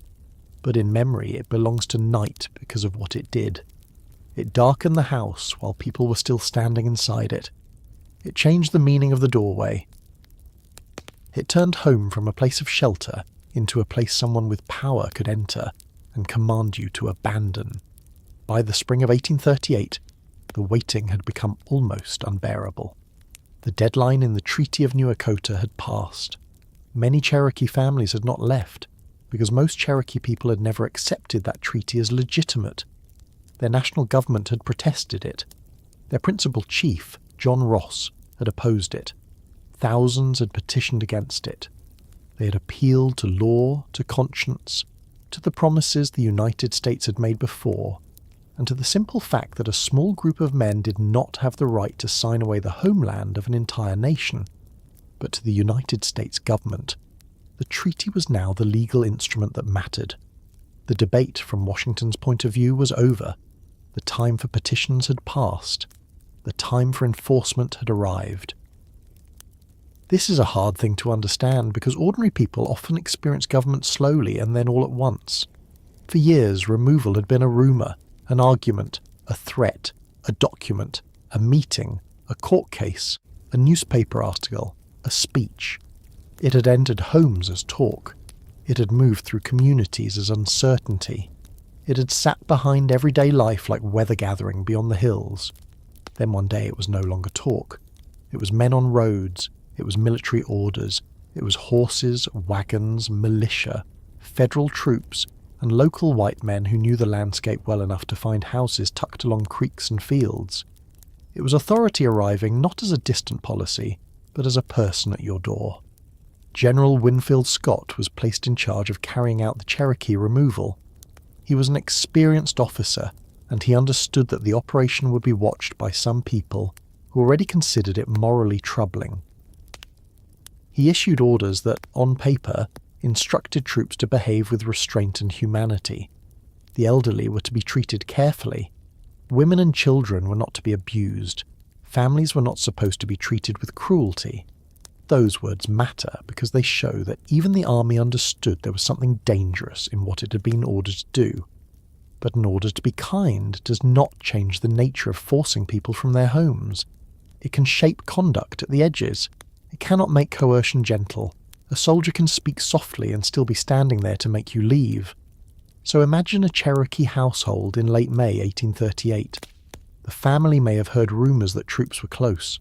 They may have known neighbours who had already been taken. They may have spent the previous night awake, listening to every sound outside and wondering whether it was an animal, a rider, or the beginning of the end. Perhaps the mother had wrapped certain things already, just in case. Perhaps she had hidden something, not because it was valuable in money, but because it belonged to someone dead, or because it carried a memory she did not want strangers to handle. Perhaps the father had insisted they should wait, that their leaders were still working, that surely there would be more time. Perhaps no one said much at all, because there are moments when speech only makes fear larger. A house under threat becomes a strange place. Every object begins asking a question. Can this be carried? Can this be left? What will happen to it if we go? A pot that has cooked hundreds of meals is suddenly heavy in a new way. A blanket is not just bedding, but survival. A tool is not just a tool, but the possibility of rebuilding somewhere else. A family Bible, a Cherokee language text, a piece of clothing, a basket, a knife, a medicine bundle, a child's small possession, seeds saved for planting, all of these things press forward at once. But the soldiers do not arrive with the patience of a family sorting memory. They arrive with a task. They have been told to gather people, move them to stockades, and clear the homeland. The knock, if there was a knock, did not ask permission. Soldiers and militia entered communities and removed people from their homes. Some families were given only a short time to collect belongings. Others were rushed so quickly that the line between choosing and losing disappeared. The elderly and sick were forced out with the rest. Children watched adults trying not to panic.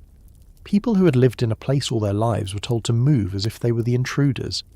And nearby, in many places, white looters followed or waited, ready to take what had been left behind. That detail is one of the most bitter in the entire story. Removal did not create an empty house. It created an opportunity for someone else. While Cherokee families were being led away, others entered their homes, searched through their belongings, claimed their livestock, took tools, stripped houses, and behaved as if the suffering of one family was the opening of fortune for another. Let us stay with that for a moment, because it tells us something very plain about what removal meant on the ground. This was not only a national policy, it was also a local transfer of wealth. Land changed hands, houses changed hands, fields changed hands. Personal property vanished into the hands of people who had not earned it. A family's life could be scattered before the dust of their departure had settled. A chair might be used by someone else by evening. A cooking pot might hang over another person's fire. A cow might be driven away under a new claim. Even objects too ordinary to appear in official records carried the marks of this theft. The government could speak of land cessions and compensation, but at the household level, people watched strangers step toward what had been theirs. There is a particular cruelty in being hurried during loss. Grief needs time, and removal denied time. A person might want to walk through the house once more, to touch a wall, to gather a tool left in the shed, to go to a grave, to look once toward a field planted with expectation. But military removal works by schedule and containment. It does not pause for private rituals unless someone in power permits it. The family had to move, the community had to move, the soldiers had numbers to account for, the camps were waiting. The road west had not yet begun, but the first road, the road from home to confinement, opened immediately. Those first movements took Cherokee people to temporary stockades and roundup camps. It is easy to pass over that word stockade too quickly. A stockade was not a home. It was a place of confinement, often hastily prepared, crowded, unhealthy, and frightening. People who had lived across a wide homeland in their own houses and towns were gathered into enclosed spaces under guard. This was before the long journey west, before the detachments left in full, before winter turned the road into a killing ground. Already families were separated, already illness spread, already people were grieving. The Trail of Tears was not only the miles walked, it was also the camps where people waited after being torn from home. Imagine arriving at one of those camps after being forced from your house. You may not know where all your relatives are. You may have been separated from a sibling, an older parent, a married child, a neighbour who mattered almost like kin. You may be carrying too little because there was no time. You may have children asking when you're going back. The honest answer is that you may never go back. But how does a parent say that in a crowded place with guards nearby and fear in every direction? So perhaps you say, not yet. Perhaps you say, stay close. Perhaps you say nothing, because your throat will not let you. The camps were crowded with people experiencing the same shock in different ways. Some were angry, some were silent, some prayed, some tried to find relatives, some tried to secure food or bedding, some were already sick. Some elderly people who had endured years of political uncertainty now faced the physical reality of removal, with bodies that could not adjust easily to crowded conditions, poor shelter, and emotional strain. Small children, who might not understand the politics, understood discomfort, hunger, heat, fear, and the absence of familiar places. Dogs may have followed families from homes and then been driven away or lost. Livestock left behind became another measure of helplessness. The ordinary systems that kept life functioning had been broken in a day. The emotional centre of this moment is not only fear, it is disbelief. People can know something is possible and still be stunned when it happens. For years, Cherokee leaders had insisted that the Treaty of New Echota was invalid. For years, families had continued to live in the homeland because their lives were there, and because leaving would have meant accepting a wrong as final, even when soldiers were expected, some part of a person may still have believed that a last message would arrive, a delay, an order, a decision, something. Human beings are built to hope, especially when the alternative is too large to carry. Then the soldiers came, and hope had to change shape very quickly. It could no longer be the hope of remaining, it became the hope of surviving. There were Cherokee people who had already gone west before the forced roundup. Some had accepted removal earlier, whether out of conviction, fear, calculation, or exhaustion. Others had resisted until the troops arrived. This difference would matter later, politically and emotionally, because removal divided communities not only between those who left and those who stayed, but between those who believed different choices had been forced upon them. The treaty party signers would face deadly consequences after removal, because many Cherokee people held them responsible for the loss of the homeland. But in the roundup camps of 1838, whatever the political divisions, the immediate suffering was shared by thousands. The government's decision had become a human mass of displaced people trying to understand what came next. Let us think about the sounds of that time. Not the grand sounds of history, not speeches or military drums, but the sounds inside the event. Feet in a yard, a soldier's command, a child crying because an adult's fears finally become visible. Doors opening and closing, chickens scattered, a wagon wheel, someone calling a name and not hearing an answer, the low murmur of people gathered under guard, coughing in a camp, rain on poor shelter, the sound of a language spoken in worry. These are the sounds that official reports flatten into numbers. More than 16,000 people removed, so many detachments, so many deaths. But history happened one voice at a time. The soldiers themselves were not all the same. Some were harsh, some were uneasy. Some followed orders with discipline. Some looked away from looting or participated in the broader violence of removal through indifference. Some may have felt pity and still obeyed. This does not excuse the act. It reminds us that systems of injustice are often carried out by ordinary people doing what they have been told is their duty. A young soldier might never have written the law, never negotiated the treaty, never desired Cherokee land personally. But there he was, standing in a doorway, making removal real. Power reaches the household through hands like that. For white neighbours, the moment revealed character.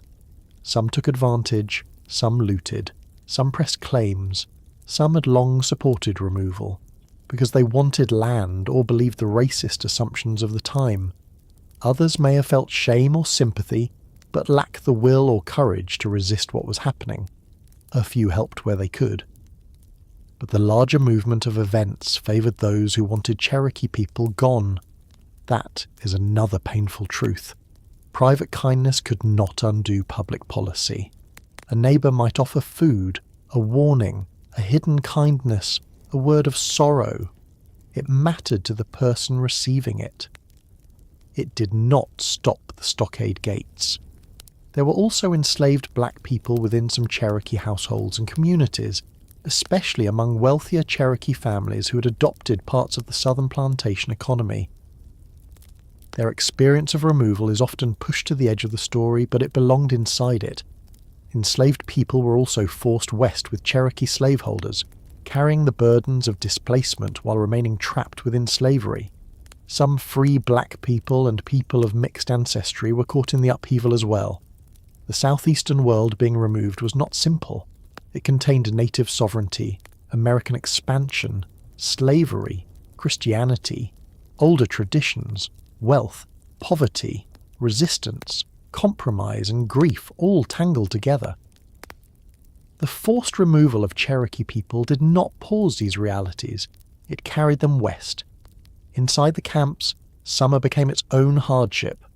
The first forced removals by water began in June 1838, but heat, drought, illness, and heavy losses made clear that moving thousands of people in that season was dangerous. Many Cherokee remained in camps through the summer while arrangements shifted. Waiting in confinement is different from waiting at home. At home, even fear has tasks. You can tend a field, cook a meal, repair a fence, visit a relative, speak in your own doorway. In a camp, waiting becomes crowded and dependent. Food comes through systems you do not control. Shelter is inadequate. Clean water may be uncertain. Disease finds bodies already weakened by shock. People who had been self-sufficient farmers, leaders, craftspeople, parents, elders and children were made into a population to be managed. This management is worth noticing because it was part of the injury. Removal turned a nation into a logistical problem. How many people? How many wagons? How much flour? How many guards? Which route? Which detachment? Which date? These questions had to be answered once the government chose removal, but they also reduced human beings to quantities. A mother became part of a count. An elder became a transportation problem. A child became a ration. A community became a detachment. Bureaucracy did not create the grief, but it gave grief a form that officials could file away. Still, within that managed suffering, Cherokee people continued to act as human beings and as a nation. They searched for family. They cared for the sick.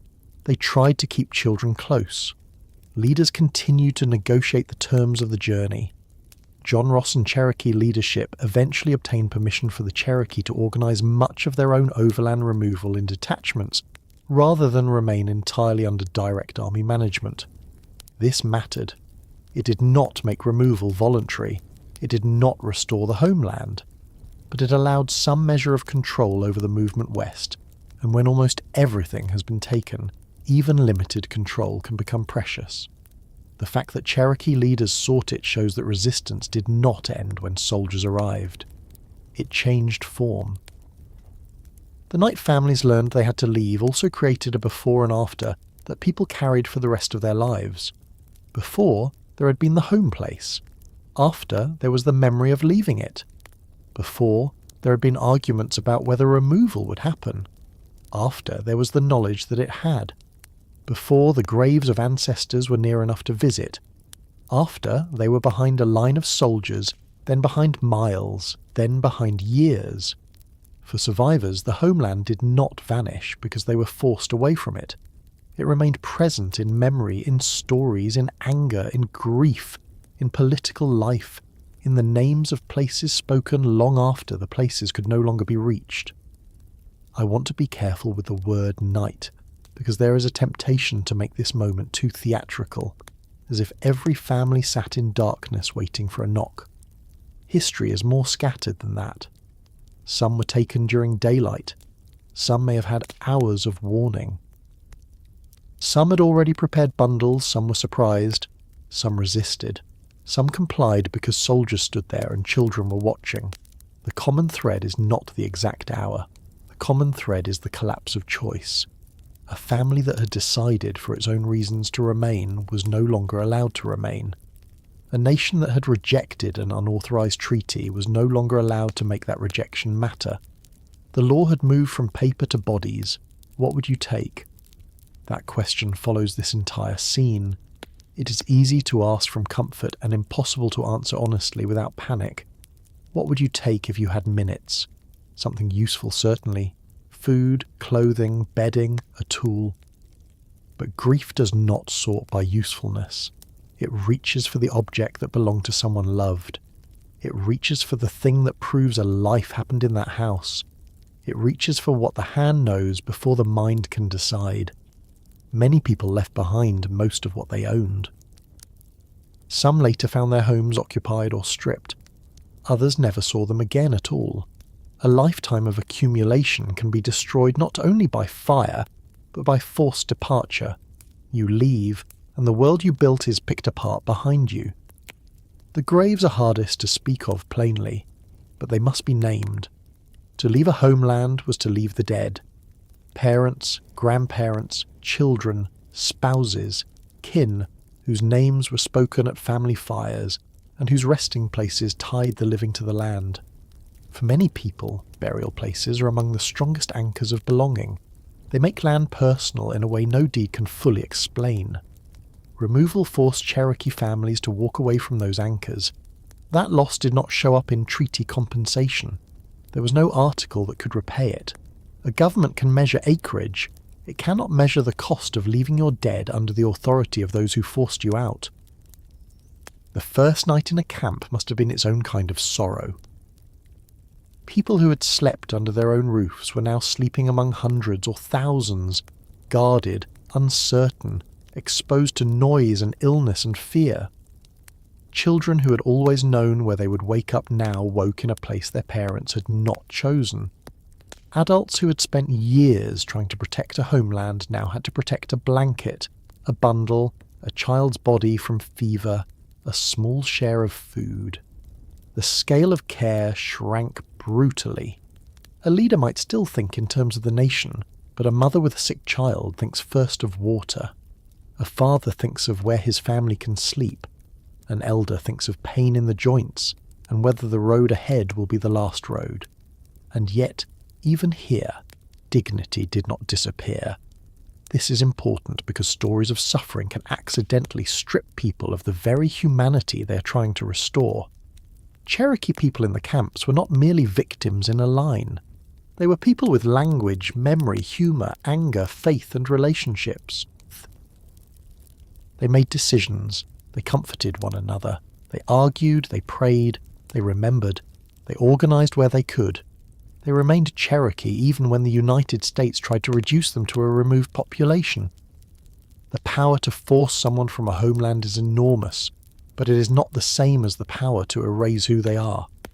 By the time the detachments began to move west in earnest, the first wound had already been made. The road would deepen it. The weather would deepen it. Hunger and disease would deepen it. But the wound began at the house, at the field, at the moment when a family learned that the place holding their life was no longer a place they were allowed to stay. That moment deserves to be remembered not only because it was cruel, but because it was intimate. It entered kitchens, sleeping places, workyards, council grounds, churches and gravesides. It turned private life into public policy. It made the United States government present in the most personal space a family had. The soldiers could move people into camps. They could guard them. They could count them. They could organise them into detachments. They could point them toward the west. But they could not make the leaving mean what officials said it meant. They could not make exile into consent. They could not make a forced road into an opportunity. They could not make people forget the sound of their own doors closing behind them. And as the camps filled, as the summer heat settled, as sickness moved through crowded bodies, and as Cherokee leaders struggled to secure some control over the journey, the next stage of removal waited ahead. Not the shock of being forced from the house now, but the long endurance of distance itself, the miles that had to be crossed with children, elders, hunger, mud, cold, and grief moving beside every wagon. The first thing to understand about the road is that it was not one road. That is one of the ways memory has simplified the event, understandably, because a single phrase is easier to carry than a whole map of suffering. The Trail of Tears sounds like one long line drawn west, one route, one season, one procession of people moving under the same sky. But the reality was messier and harder to hold.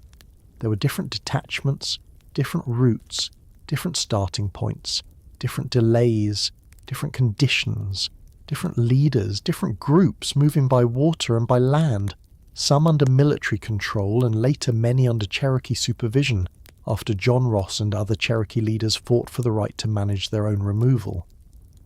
The suffering did not unfold in one identical way for everyone. Some left in the heat, some waited in camps until autumn, some crossed frozen rivers, some rode in wagons because they were too ill or too old to walk. Many walked because there was no other way. Some died before the main journey had even begun. And that matters, because if we imagine the Trail of Tears only as a road, we risk missing the months of confinement, disease, delay, and uncertainty that had already weakened people before the longest miles opened in front of them. The road began in camps crowded with people who had already lost their homes. By the time many Cherokee families actually set out west, they had been living for months in conditions that would have made any journey harder. The roundups had torn people from farms, towns, and houses in late spring of 1838, and the first forced removals by water began in June. That summer was hot and dry. Rivers ran low. Disease moved quickly through crowded camps. Supplies were uneven. People who had once controlled their own households now waited for rations, instructions, permission, and timing decided by others. Imagine the frustration of that. You have been forced from your home in the name of a journey, but the journey itself cannot properly begin. You're not allowed to go back. You're not yet safely moving forward. You're held in between, in heat, in uncertainty, in grief, with children growing sick and elders weakening while officials discuss routes, river levels, contracts, and schedules. This in-between place was not a pause in suffering. It was part of the suffering. There is a detail here that I want you to sit with for a moment. Many of the Cherokee who later walked west in the cold months had already survived the summer camps. Their bodies had already been strained before winter ever touched them. They had already been exposed to poor sanitation, crowding, anxiety, inadequate shelter, and the emotional shock of removal. So when we say they walked through hunger and cold, we should remember that they did not begin that walk from a place of strength. They began it from exhaustion. They began it after months of being made dependent on the very government that had taken their homes. They began it after watching people die in camps, after hearing rumours about earlier groups, after seeing that the official promises of order and care could fail in ordinary, deadly ways. The early water routes were supposed to be efficient. On a map, rivers can look merciful. They look easier than roads. A boat can carry the sick, the elderly, supplies, bedding, children, and possessions that would be impossible to haul over mountains and muddy roads. But maps do not show drought. They do not show low water, stalled boats, heat, mosquitoes, bad food, disease, fear, or the helplessness of being crowded together with no real control over the pace. Some of the early groups that travelled by water suffered terribly. Illness spread. The summer heat made travel dangerous. Low river levels slowed movement. The idea of orderly transportation became another lesson in how official planning could collapse once it met weather, distance, and human need. For those still waiting in camps, the news of suffering among the first detachments must have moved like a warning. The road ahead was not only long, it was unpredictable. When Cherokee leaders asked for removal to be postponed until cooler weather, they were not asking for comfort, they were asking for survival. Moving thousands of people through summer heat had already proved dangerous. The delay was granted, but the people remained confined until the journey resumed. This is one of those facts that sounds administrative until you imagine living it. You're told the road is too dangerous now, but you cannot go home. You must wait in the place where sickness is spreading. You must wait while your crops back home are left untended, while your property is gone or being taken, while the seasons continue without you. The government's concession did not restore freedom. It only changed the timing of exile.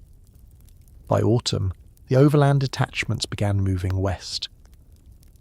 These groups were often organised under Cherokee management, with conductors, assistant conductors, wagon masters, physicians, and others assigned to help move people across hundreds of miles. That Cherokee involvement matters deeply. It shows leadership under impossible conditions. It shows that even after removal became unavoidable in practice, Cherokee leaders still tried to reduce suffering, preserve order, and keep families and communities together where they could. But we should be careful not to let that fact soften the larger truth. Cherokee organisation did not make the journey voluntary. It did not make the loss of the homeland acceptable. It meant that a people forced onto a road tried to care for themselves on that road because the alternative was even worse. Picture one of those detachments preparing to leave, not as a dramatic painting, but as a moving camp of people, animals, wagons, bedding, cooking vessels, tools, food stores, and fear. And there are children who have already spent months away from home and no longer know exactly what day life became this strange. There are elderly people whose bodies ache before the day's travel begins. There are mothers trying to keep track of children in a crowd where one moment of inattention could separate a family. There are men responsible for livestock, wagons, repairs, and decisions about pace. There are physicians who know they cannot possibly make the road healthy. There are people carrying grief from the camps and people carrying anger that has not yet found a place to go. And there is the land itself, still familiar in the earliest miles, then less familiar, then eventually foreign. Leaving the homeland by road meant losing it slowly. That may have been its own kind of torment. If a family had been carried away in an instant, the separation might have been clean in memory, however brutal. But walking west meant watching the world change step by step. The first rivers and hills still belonged to the old geography of memory. Then came places known only by report. Then towns where white residents stared at them as they passed. Then roads churned into mud by hooves and wheels. Then ferry crossings. Then campsites that had to be made and abandoned in the morning. Every day took them farther from the graves, houses, fields and council places that had shaped their lives. Every day made return less imaginable. The physical routine of travel was relentless. People rose in the cold, gathered what could be gathered, fed children if food was available, packed bedding, checked wagons, counted people, searched for anyone missing, and prepared to move. Those too weak to walk needed room in wagons, but wagon space was limited, and roads were often poor. A wagon that carried a sick elder could not carry as many supplies. A wagon that broke could delay many people. Animals had to be fed and watered. Harnesses failed, wheels stuck. Roads narrowed or disappeared into mud. Rivers had to be crossed. Ferries took time, and ice could make crossings dangerous. Rain soaked clothing and bedding. Cold made wet clothing a threat to life. The day's progress might be painfully slow, and then, at evening, the work did not end. Camp had to be made. Fires had to be built. Food had to be cooked or distributed. The sick had to be tended. Children had to be calmed. The dead, when they were dead, had to be buried. Think about that last sentence slowly, because it is one of the most difficult parts of the road. The journey did not allow grief to stay still. If someone died, the detachment could not remain indefinitely. A grave might be dug quickly beside the route. A prayer might be spoken. A family might have only a little time before the movement west continued. In ordinary life, burial is a way of keeping the dead within the geography of the living. You know where they are, you return, you tend the place. You tell children whose grave it is. On the Trail of Tears, many graves were left along roads, rivers, campsites, and unfamiliar ground. The living had to keep walking away from them. That is a particular kind of grief. Not only losing someone, but being forced by the road to leave the body behind before the heart has accepted the loss. The cold became one of the most remembered hardships. Many overland detachments travelled during the fall and winter of 1838 into 1839. Winter travel in the 19th century was difficult under ordinary circumstances. For displaced people, already weakened, with limited supplies and many children and elders, it could become deadly. Rain turned roads into mud. Snow and freezing temperatures made every delay dangerous. Rivers could be swollen, icy, or difficult to cross. A person could go to sleep cold and wake weaker. An old cough could become something worse. Children are resilient in some ways, but they are also small. They lose heat quickly. They tire. They do not understand why the adults cannot make the road stop. The image most people carry of the Trail of Tears is a line of people walking through snow. That image is not wrong, but it is incomplete. Hunger walked with them too. Hunger is quieter than cold in historical memory, but it may be more constant. Rations were not always sufficient or reliable. Food had to be stretched. Cooking on the road took time and fuel. People who had once grown food on their own land now depended on supplies arranged through removal contracts and leadership under constrained conditions. Some families may have had money or resources to ease the journey, many did not. And hunger affects more than the stomach. It changes mood, it weakens resistance to disease, it makes children cry and adults short-tempered. It makes every decision harder. How much food tonight? How much must be saved? Who needs more? Who can pretend to need less? Disease was everywhere. In crowded camps and on long journeys, illness found opportunity. Dysentery, respiratory infections, measles, whooping cough and other diseases could move through groups already strained by exposure and malnutrition. A person did not need to die dramatically to die on the road. They could simply weaken over days. They could stop eating. They could cough through the night. A child could burn with fever in a wagon while the wheels kept turning. A mother could listen to that breathing and understand more than she wanted to say. A physician might do what he could, but medicine in the 1830s was limited, and conditions were against everyone. The road was not a hospital, it was a moving emergency. The detachments moved through places where local populations responded in different ways. Some white residents watched with curiosity. Some profited by selling goods at high prices. Some showed pity or offered help. Some were indifferent. In towns and settlements along the route, the passing of Cherokee detachments would have been visible, and that visibility matters. This was not suffering hidden entirely from the American public. People saw it. They saw wagons, families, guards or supervisors, the sick, the old, the children. They saw the human result of a policy debated in Congress and justified in presidential language. And still the road continued. Seeing suffering does not automatically produce justice. Sometimes people watch history pass and then return to their own fires. For the Cherokee, the road was also a moving community. Even in hardship, social life did not vanish. People travelled with kin, neighbours, and members of their nation. They spoke Cherokee, they shared news, they argued about decisions, they prayed. Christian Cherokee families held services when possible. Others carried older practices, stories, and understandings of the world with them. Children were corrected, comforted, and told to stay close. Women cooked, nursed, mended, and managed the daily survival of households under conditions that made every task harder. Men repaired wagons, handled animals, helped with burials, negotiated obstacles, and bore their own grief. Elders carried memory, and memory may have been both comfort and burden.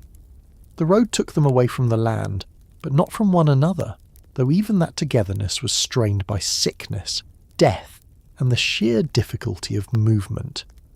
I want to pause on the women for a moment, because forced removal often becomes a story of chiefs, treaties, soldiers, and routes, while the daily labour of survival disappears into the background. But on a road like this, women's work was not background, it was infrastructure. Feeding children, keeping track of clothing, tending the sick, preserving small family possessions, making camp life function, carrying infants, calming fear, preparing whatever food could be made, cleaning what could be cleaned, and enduring their own exhaustion while appearing steady for others, all of this mattered. A nation survives not only through formal leadership, but through the repeated acts of care that keep bodies alive from one day to the next. Those acts were rarely recorded with the respect they deserved. They are part of the road all the same. There is also the question of sound again. The Trail of Tears had a soundscape that almost no official record can give us fully. Oxen and horses, wheels grinding, mud sucking at feet, coughing, babies crying, men calling instructions, women speaking to children in low voices, firewood breaking, rain on canvas, the murmur of prayer, the silence after bad news, a shovel in frozen ground, ice at a river crossing. The small, ordinary noises of people trying to live while history does something enormous to them. We tend to imagine suffering as loud, but much of it is not. Much of it is repetitive. A person wakes, walks, eats too little, worries, sleeps badly, and then does it again. The road passed through multiple states and landscapes, and every change in terrain brought new difficulties. Tennessee, Kentucky, Illinois, Missouri, Arkansas, and finally Indian Territory, depending on the route and detachment, became part of the geography of removal. Crossings of major rivers could be especially difficult. The Mississippi River, in winter conditions, was not just a line on a map. It was water, cold, delay, ferry logistics, fear, ice, and waiting. A crossing could become a bottleneck where people stood or camped, exposed and anxious, while the process moved slowly. A river that might once have meant travel or trade became another barrier placed between a people and the end of their suffering. And what was the end? That is a question worth asking, because arrival is not the same as relief. The destination was Indian Territory, present-day Oklahoma, a place that removal policy described as the new permanent home of Eastern Native nations. But people arriving there were not entering a prepared paradise.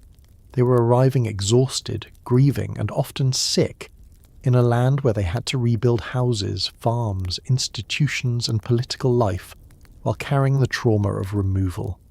Some arrived to find shortages, confusion, disputes, or the heavy task of beginning again with diminished families. The road did not end grief. It changed its location. For those who died along the way, there was no rebuilding. The death toll remains uncertain, and historians give ranges because the records are incomplete, and the suffering stretched from camps to roads to the difficult period after arrival. But whether the number is counted one way or another, the human meaning does not change. Thousands did not survive the process of removal. Each number was a person with a name, a voice, a place in a family. This is where statistics both help and fail us. They help because they show scale. They fail because no number can show what it meant for one child not to wake up, one elder to be buried beside a road, one mother to keep walking after losing the person she had spent years caring for. Some detachments travelled more successfully than others in terms of organisation and survival. That variation matters historically, but it should not distract from the central fact that all of them were moving because a homeland had been taken. Better management could reduce suffering. It could not transform the moral nature of the event. A well-led forced march is still a forced march. A detachment with enough wagons is still a displaced people. A family that receives a ration is still a family that should have been eating food from its own land. We have to hold both truths at once, because history often lives in those uncomfortable combinations. Cherokee leadership mattered. Practical decisions saved lives. And still, the road itself existed because injustice had won the previous round. As the miles accumulated, time must have changed shape. At home, time had been tied to seasons, planting, harvest, council meetings, ceremonies, church gatherings, births, deaths, and the familiar rhythm of place. On the road, time became distance. How far today? How far still to go? How long until the next river? How many days since the last burial? How much food remains? When will the weather break? For children, the road may have become the whole world. A moving world of wagons, tired adults, temporary fires, and instructions to stay close. For adults, every mile may have carried comparison. This is not our valley. This is not our river. This is not where my parents are buried. This is not home. It is tempting to describe the Trail of Tears only as a story of endurance, and endurance is certainly there. But endurance can be a dangerous word if it is used too comfortably. People endured because they were forced to endure. Their survival was not evidence that the policy was less cruel. It was evidence of their strength under conditions they did not choose. The Cherokee people who reached Indian Territory carried grief, but they also carried government, language, faith, clan relationships, political arguments, and the determination to continue as a nation. The United States had forced them from a homeland. It had not succeeded in making them cease to be Cherokee. Night on the road may have been the hardest time for many. During the day, movement demanded attention. Feet had to keep going, wagons had to be managed, children had to be watched. But at night, when camp settled and the cold came in, there was space for thought. A person could lie under a blanket and remember the house left behind, the exact angle of a doorway, the smell of stored corn, the sound of a relative's voice in a room that no longer belonged to the family. The road behind was full of graves. The road ahead was still long. Around the camp, fires burned where they could, small circles of light in a landscape that did not yet know them. People spoke quietly. Someone coughed. Someone prayed. Someone did not sleep. There is one more thing about the road that needs to be said plainly. It was meant to separate native people from land, but it also created a memory that would not disappear. The suffering of removal became part of Cherokee national memory, part of American history, part of the moral record of the United States. The phrase "Trail of Tears" carries that memory now, but behind the phrase are all the specific roads, rivers, camps, detachments, decisions, mistakes, acts of care, acts of cruelty, and graves. The road was not only a route west, it was a wound stretched across the landscape. By the time the detachments approached Indian Territory, people had been transformed by the journey. Some had lost family, some had lost health. Children had aged in the way children do during crisis, becoming quieter, more watchful, less certain that adults can keep the world safe. Adults had learned what it meant to keep going after every reason to stop had appeared. Elders who survived had carried memory farther than anyone should have been asked to carry it, and still, arrival demanded work. The wagons didn't roll into a finished future. They rolled into the beginning of another struggle, rebuilding a national life after removal, burying the dead who had made it that far only to die soon after, deciding how to govern in the West, facing internal anger over the treaty, and trying to make a new home without pretending the old one had been willingly left behind. The road of hunger, cold, and grief did not end when the walking stopped. It entered the people who survived it, and from there it entered the stories, politics, mourning, and memory of the generations that came after. What was lost along the way cannot be counted only by counting the dead, though the dead must be counted, and even then, they cannot be counted completely. The numbers matter because they give scale to the disaster. Thousands of Cherokee people died in camps, on the road, and in the hard period of arrival that followed. Families were broken before the journey began. Houses were abandoned. Farms were taken. The land passed into other hands.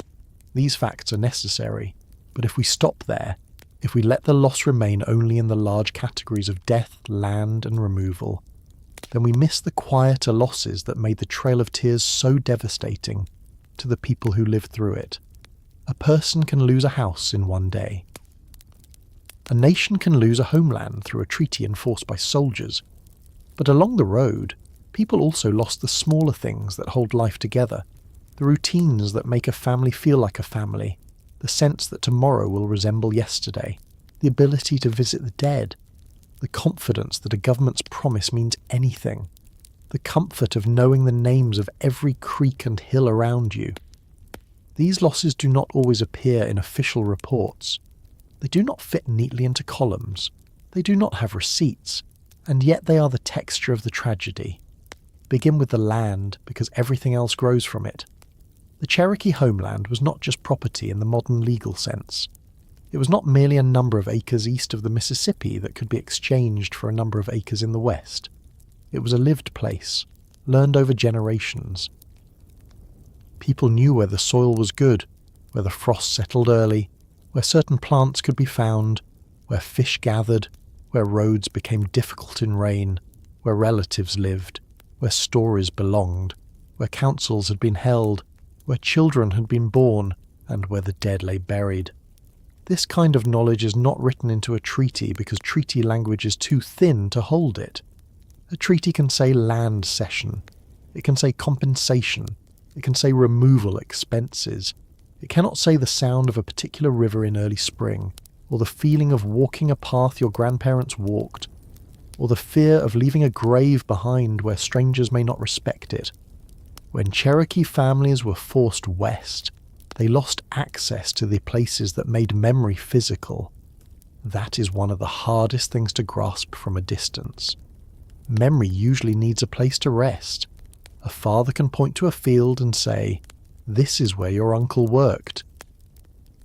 A grandmother can point to a bend in the road and tell a story that only makes sense because the child can see the place in front of them. A family can visit a grave and make grief part of the living year. Removal broke that relationship. It turned places into memories that could no longer be visited. It made children inherit landscapes through description instead of touch. It forced elders to carry geography inside their own minds, knowing that the younger ones might never see what was being described.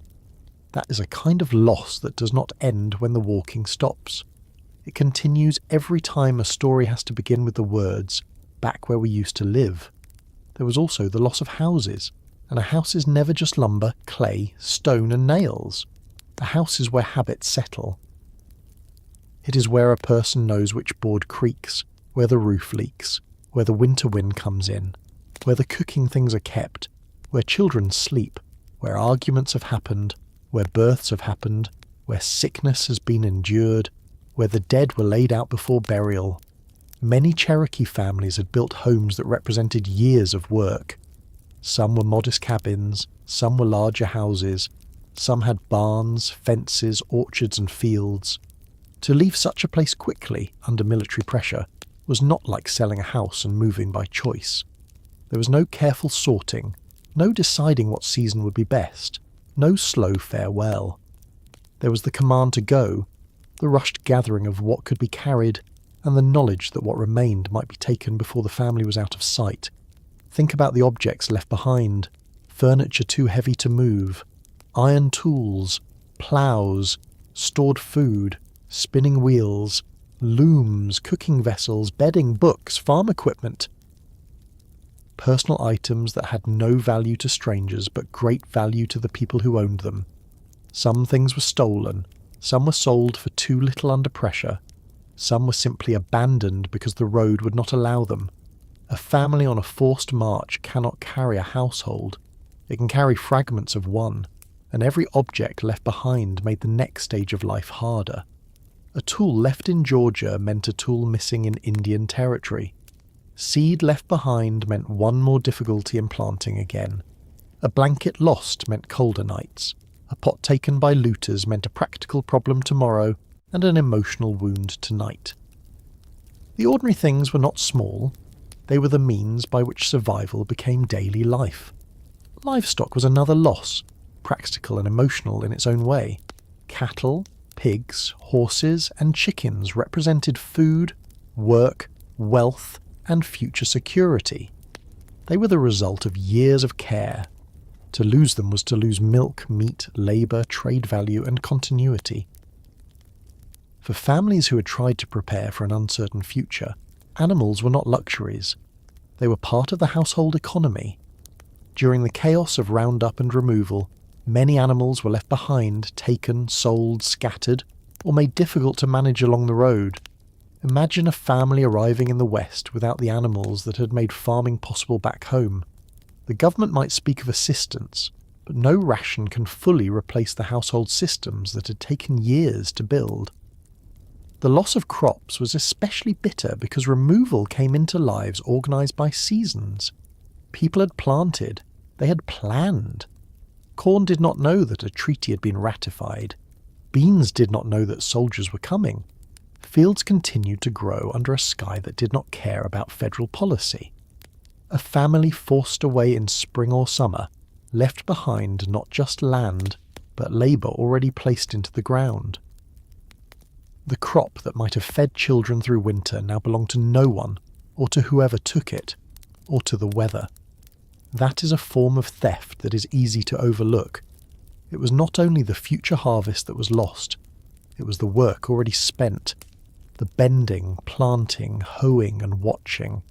the expectation that effort would return as food. Removal broke the promise between labour and survival. Families lost one another too, sometimes through death and sometimes through separation.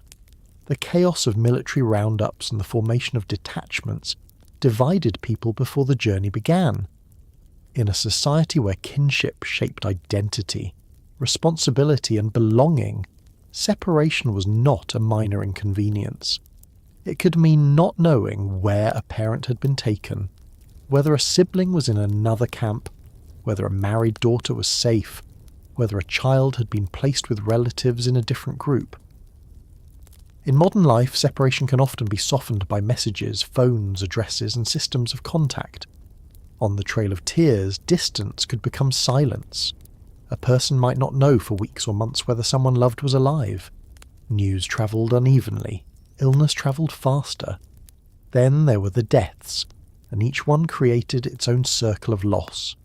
A death on the road was not only the end of a life, it was the breaking of a role inside a family.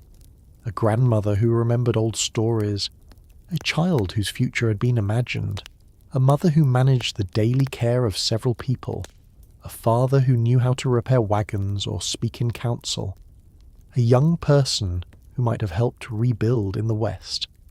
Official records cannot show what each person carried. They cannot show the missing voice at the evening fire, the task no one else did as well, the story that was no longer told because the person who knew it had been buried beside the route. When thousands die, grief becomes national. But it remains personal first. A nation mourns through families.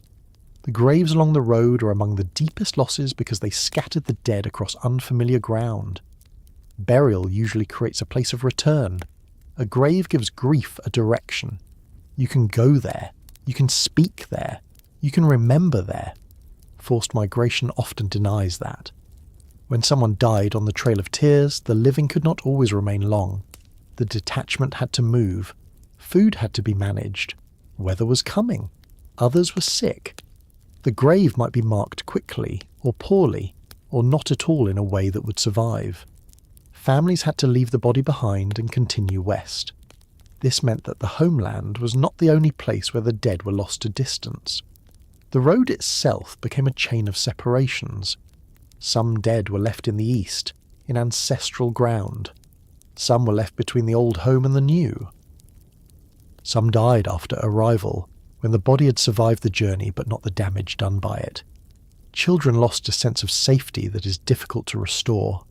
The adults around them had tried to prevent removal and could not. The house that should have protected them did not. The leaders who spoke for the nation could not stop the soldiers. The law that adults discussed could not keep the family home. For a child, this kind of lesson enters the body. It teaches watchfulness. It teaches that adults can be afraid. It teaches that a normal morning can become a day of loss.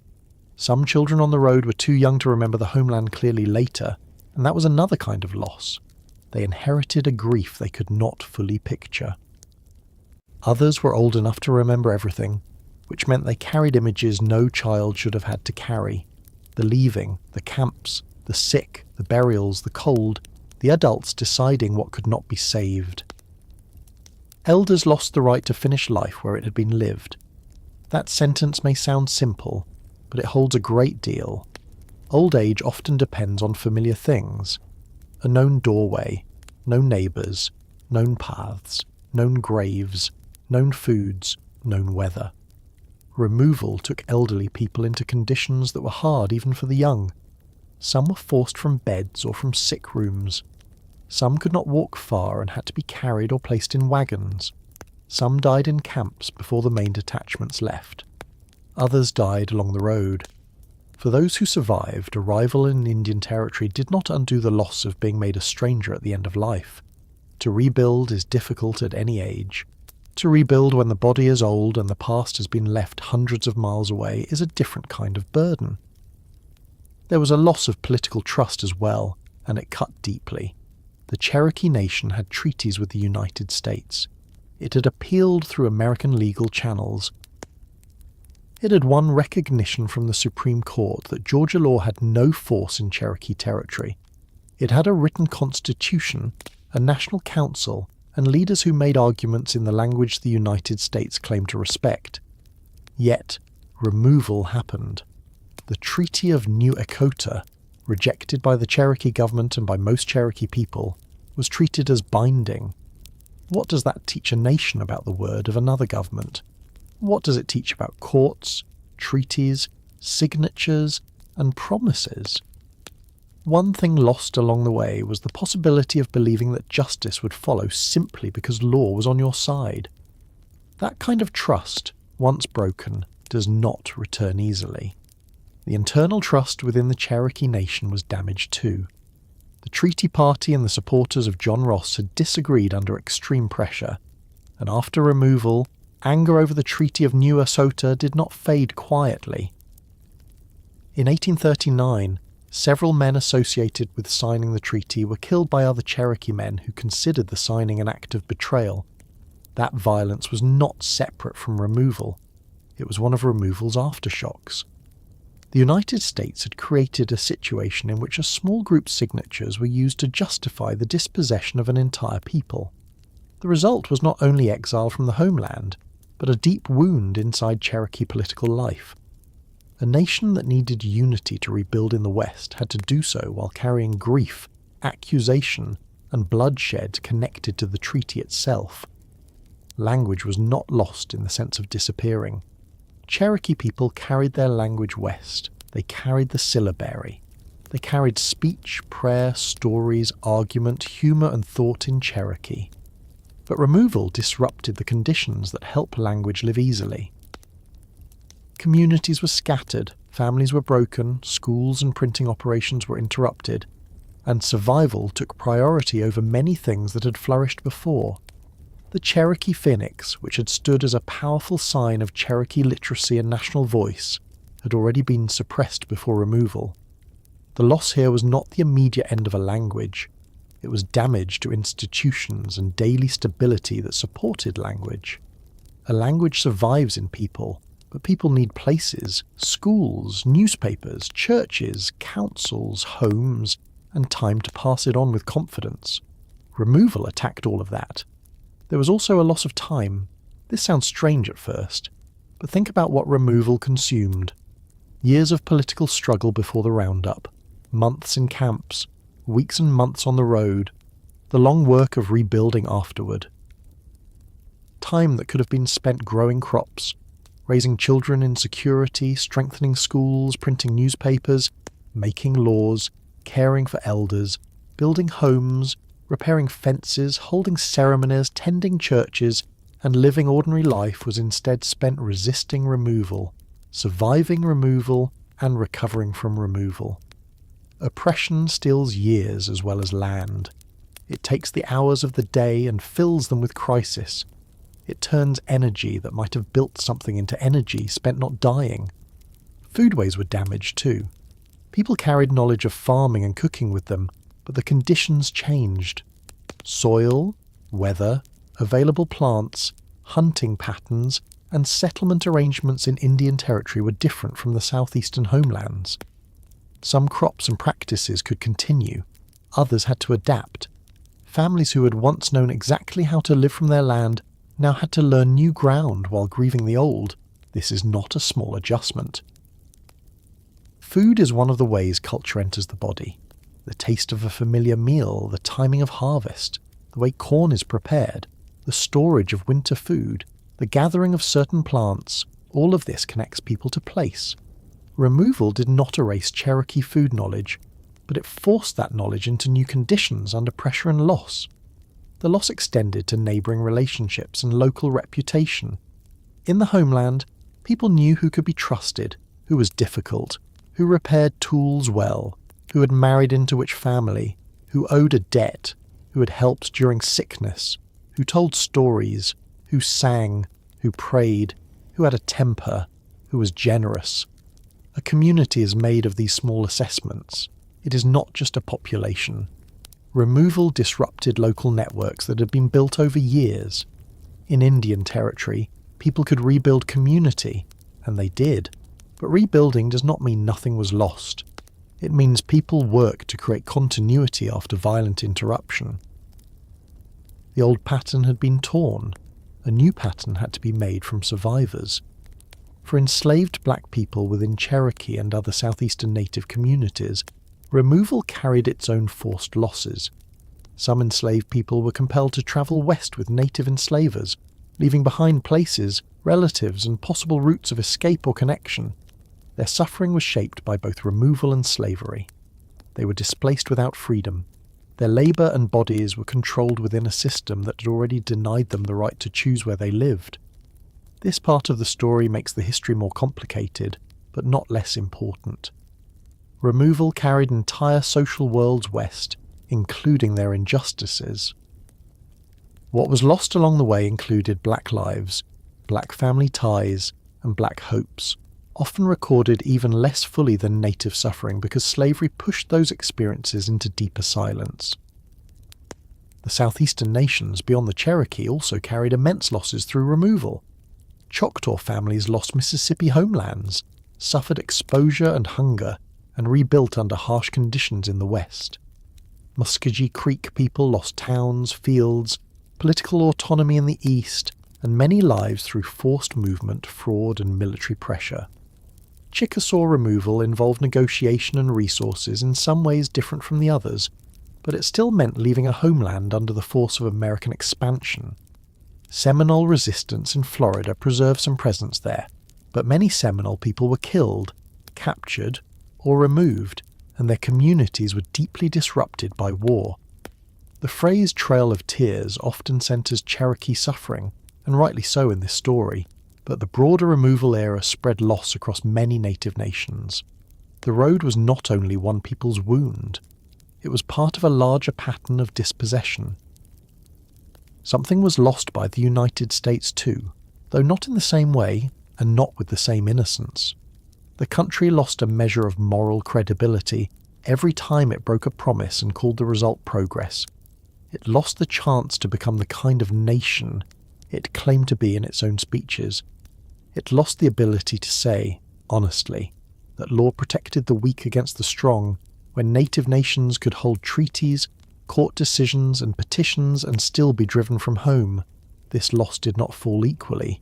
White settlers gained land, state governments gained jurisdiction, planters gained opportunity, speculators gained profit.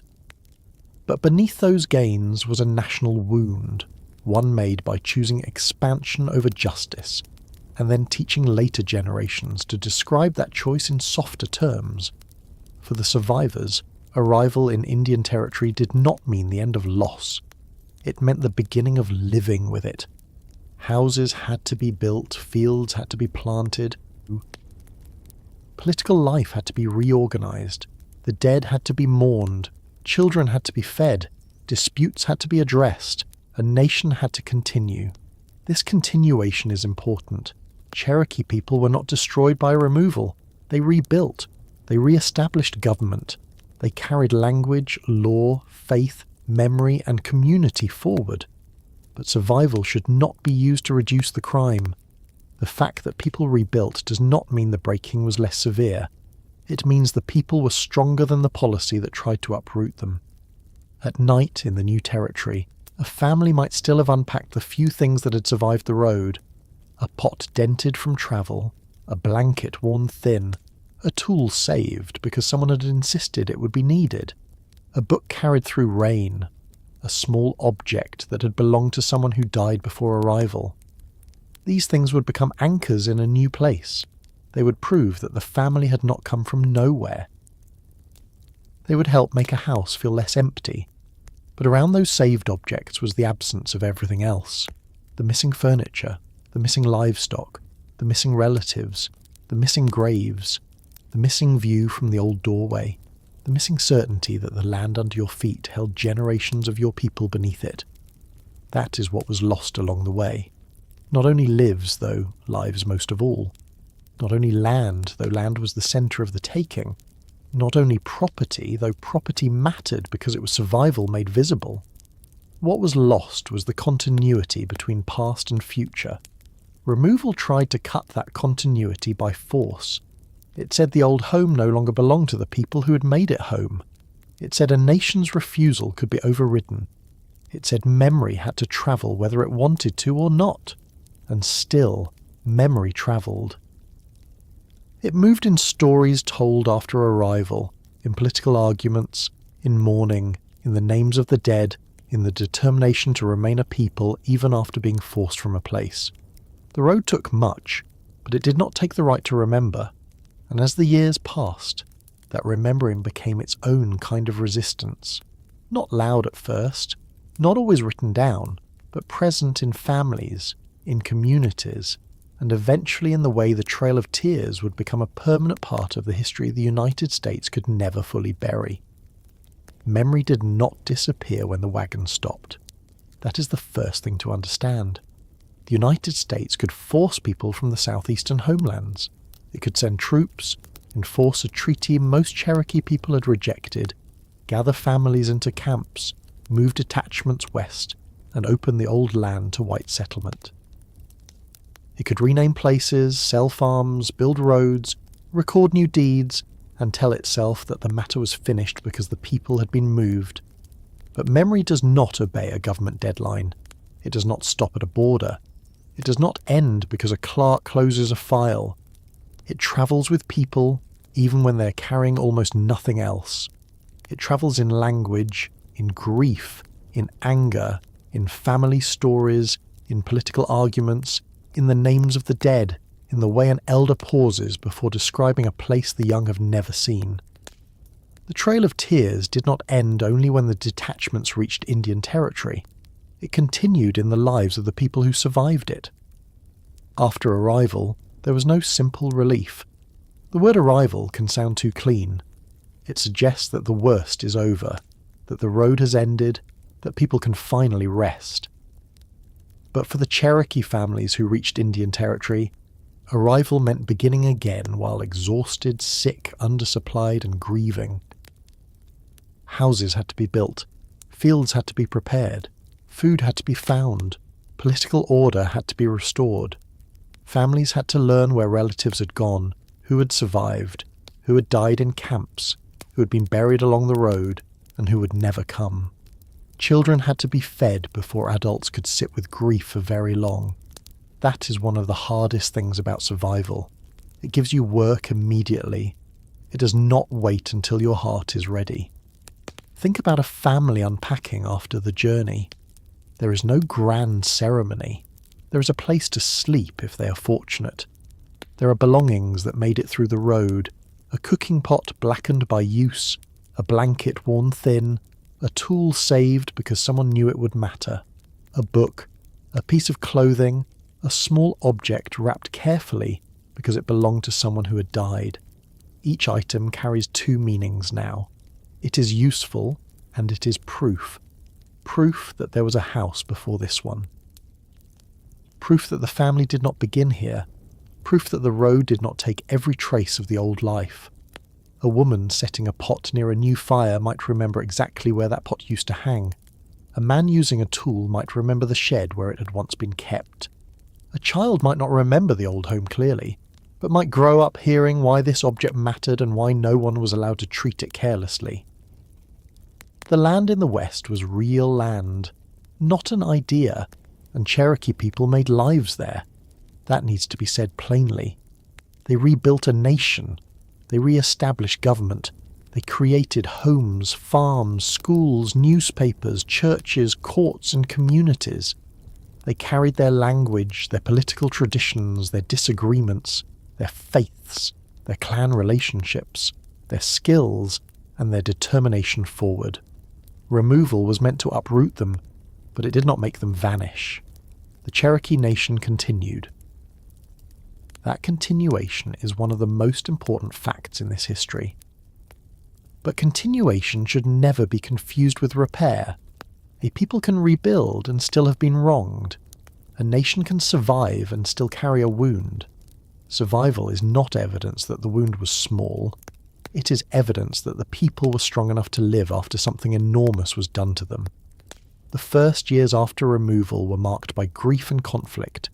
The The Treaty of New Echota had already divided the Cherokee Nation before the march west, and those divisions did not dissolve in Indian Territory. Many Cherokee people believed the men who signed the treaty had betrayed the nation. The anger was not theoretical. In 1839, several treaty signers, including Major Ridge, John Ridge, and Elias Boudinot, were killed.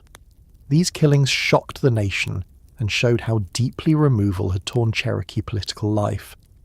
This was one of the aftershocks of the policy.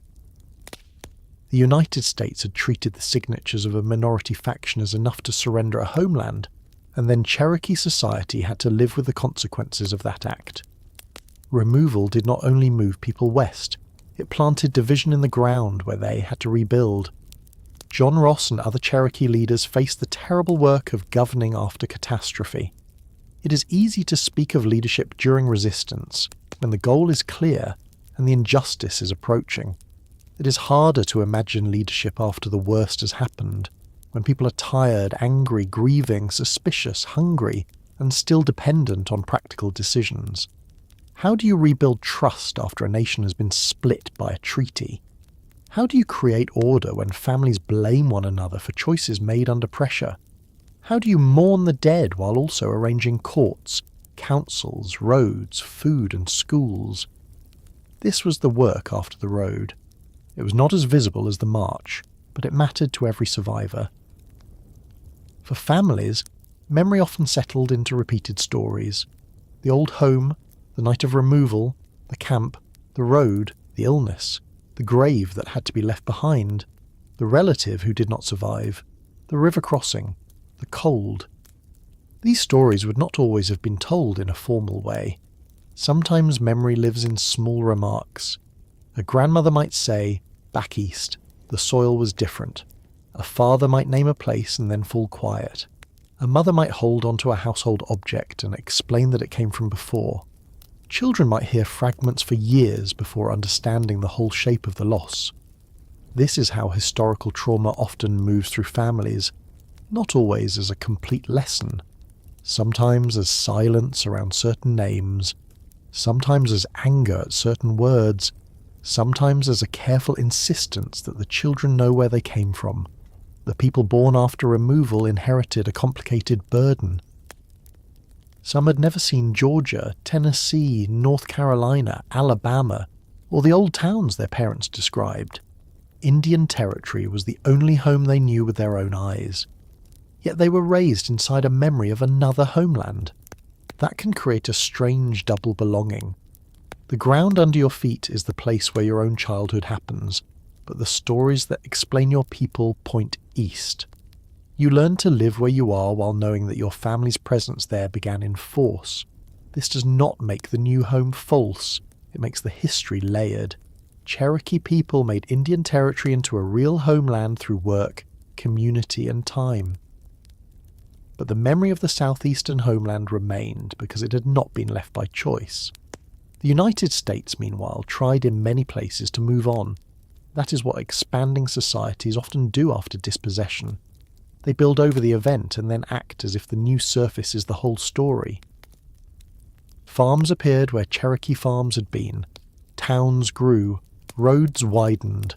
Mines, courts, churches, and markets became part of the new white landscape. Later generations were born into those places with little or no understanding of who had been forced out before their families arrived. This is one of the ways memory becomes contested.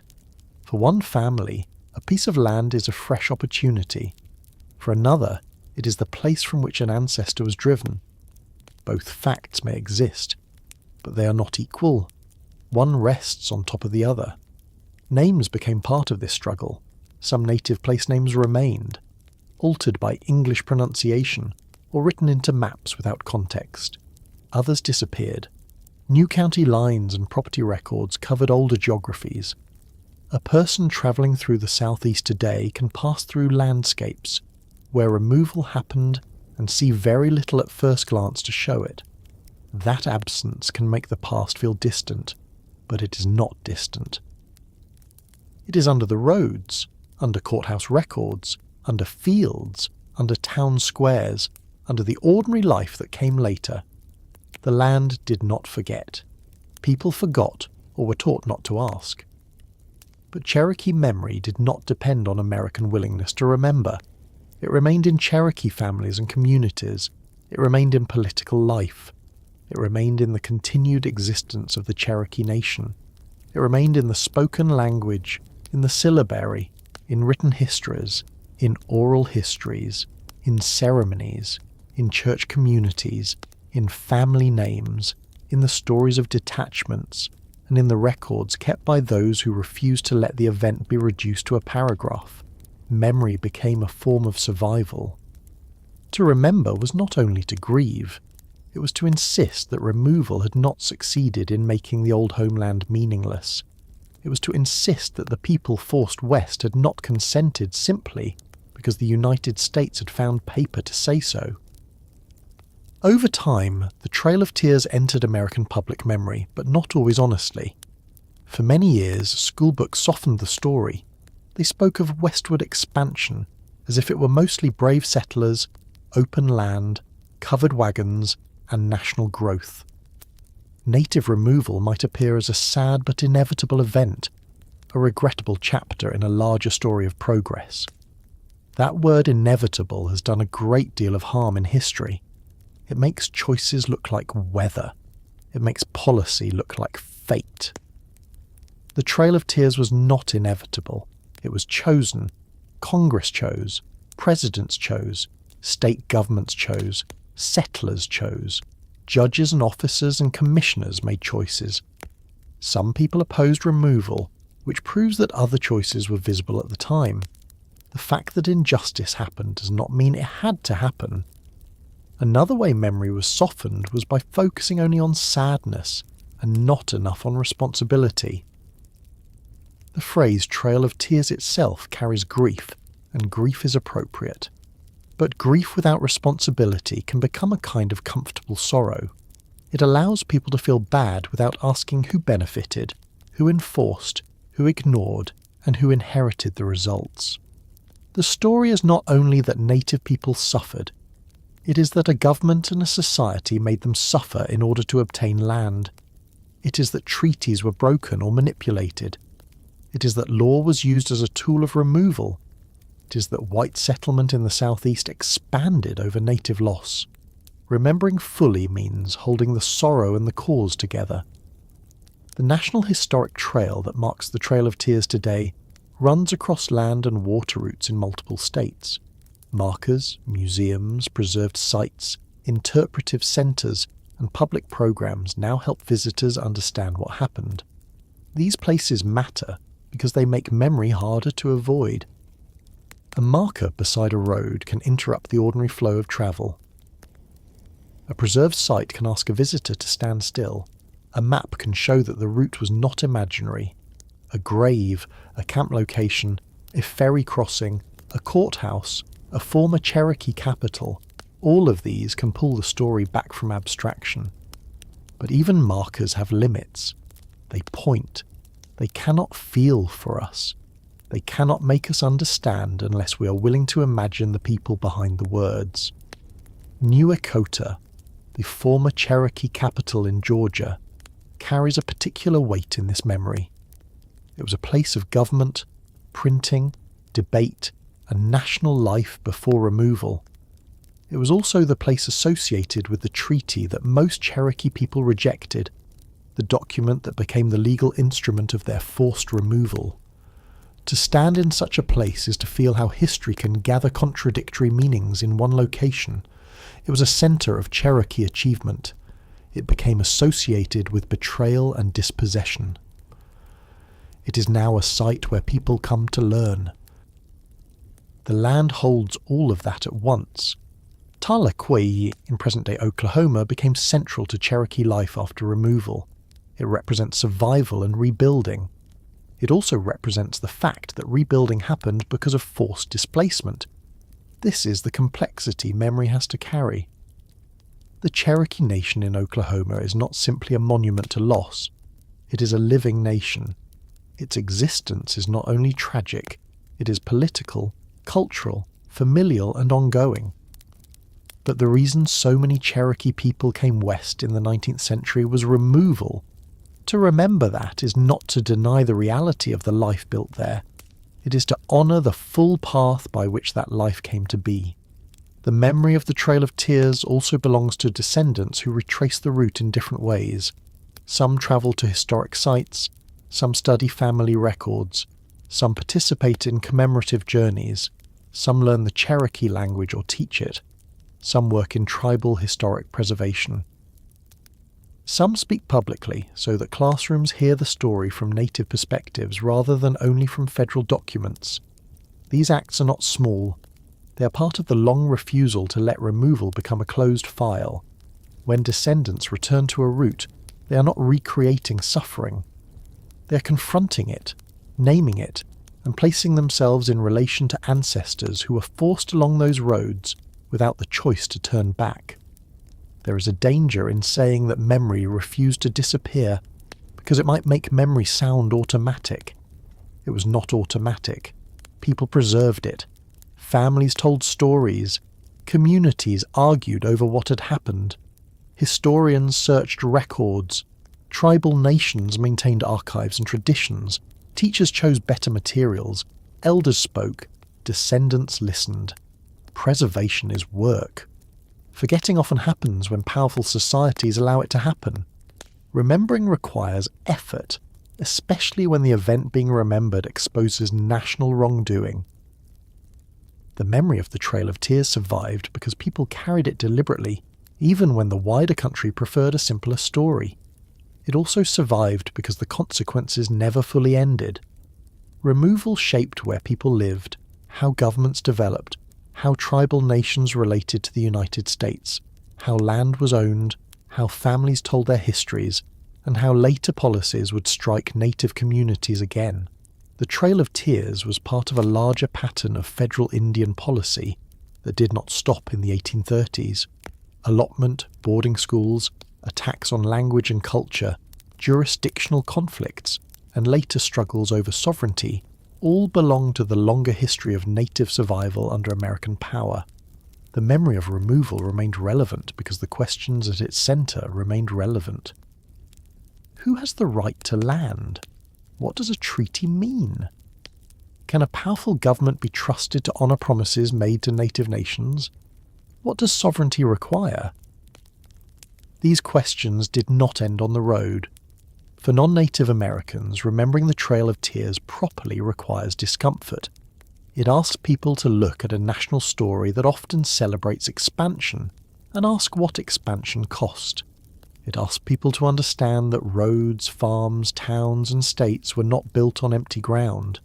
It asks people to stop treating native history as something that happened before America, when in truth it happened inside America, and because of American choices. It also asks people not to turn native nations into figures of the past. Cherokee people are not only the people of the Trail of Tears, they are citizens of a living nation with present-day government, culture, language work, families, politics, and future. Remembering removal should lead to a clearer understanding of native presence now, not just native suffering then. For Cherokee people, the memory can carry grief and strength at the same time. Those two things are not opposites. A family can mourn what was taken and take pride in what survived. A nation can name injustice and still look forward.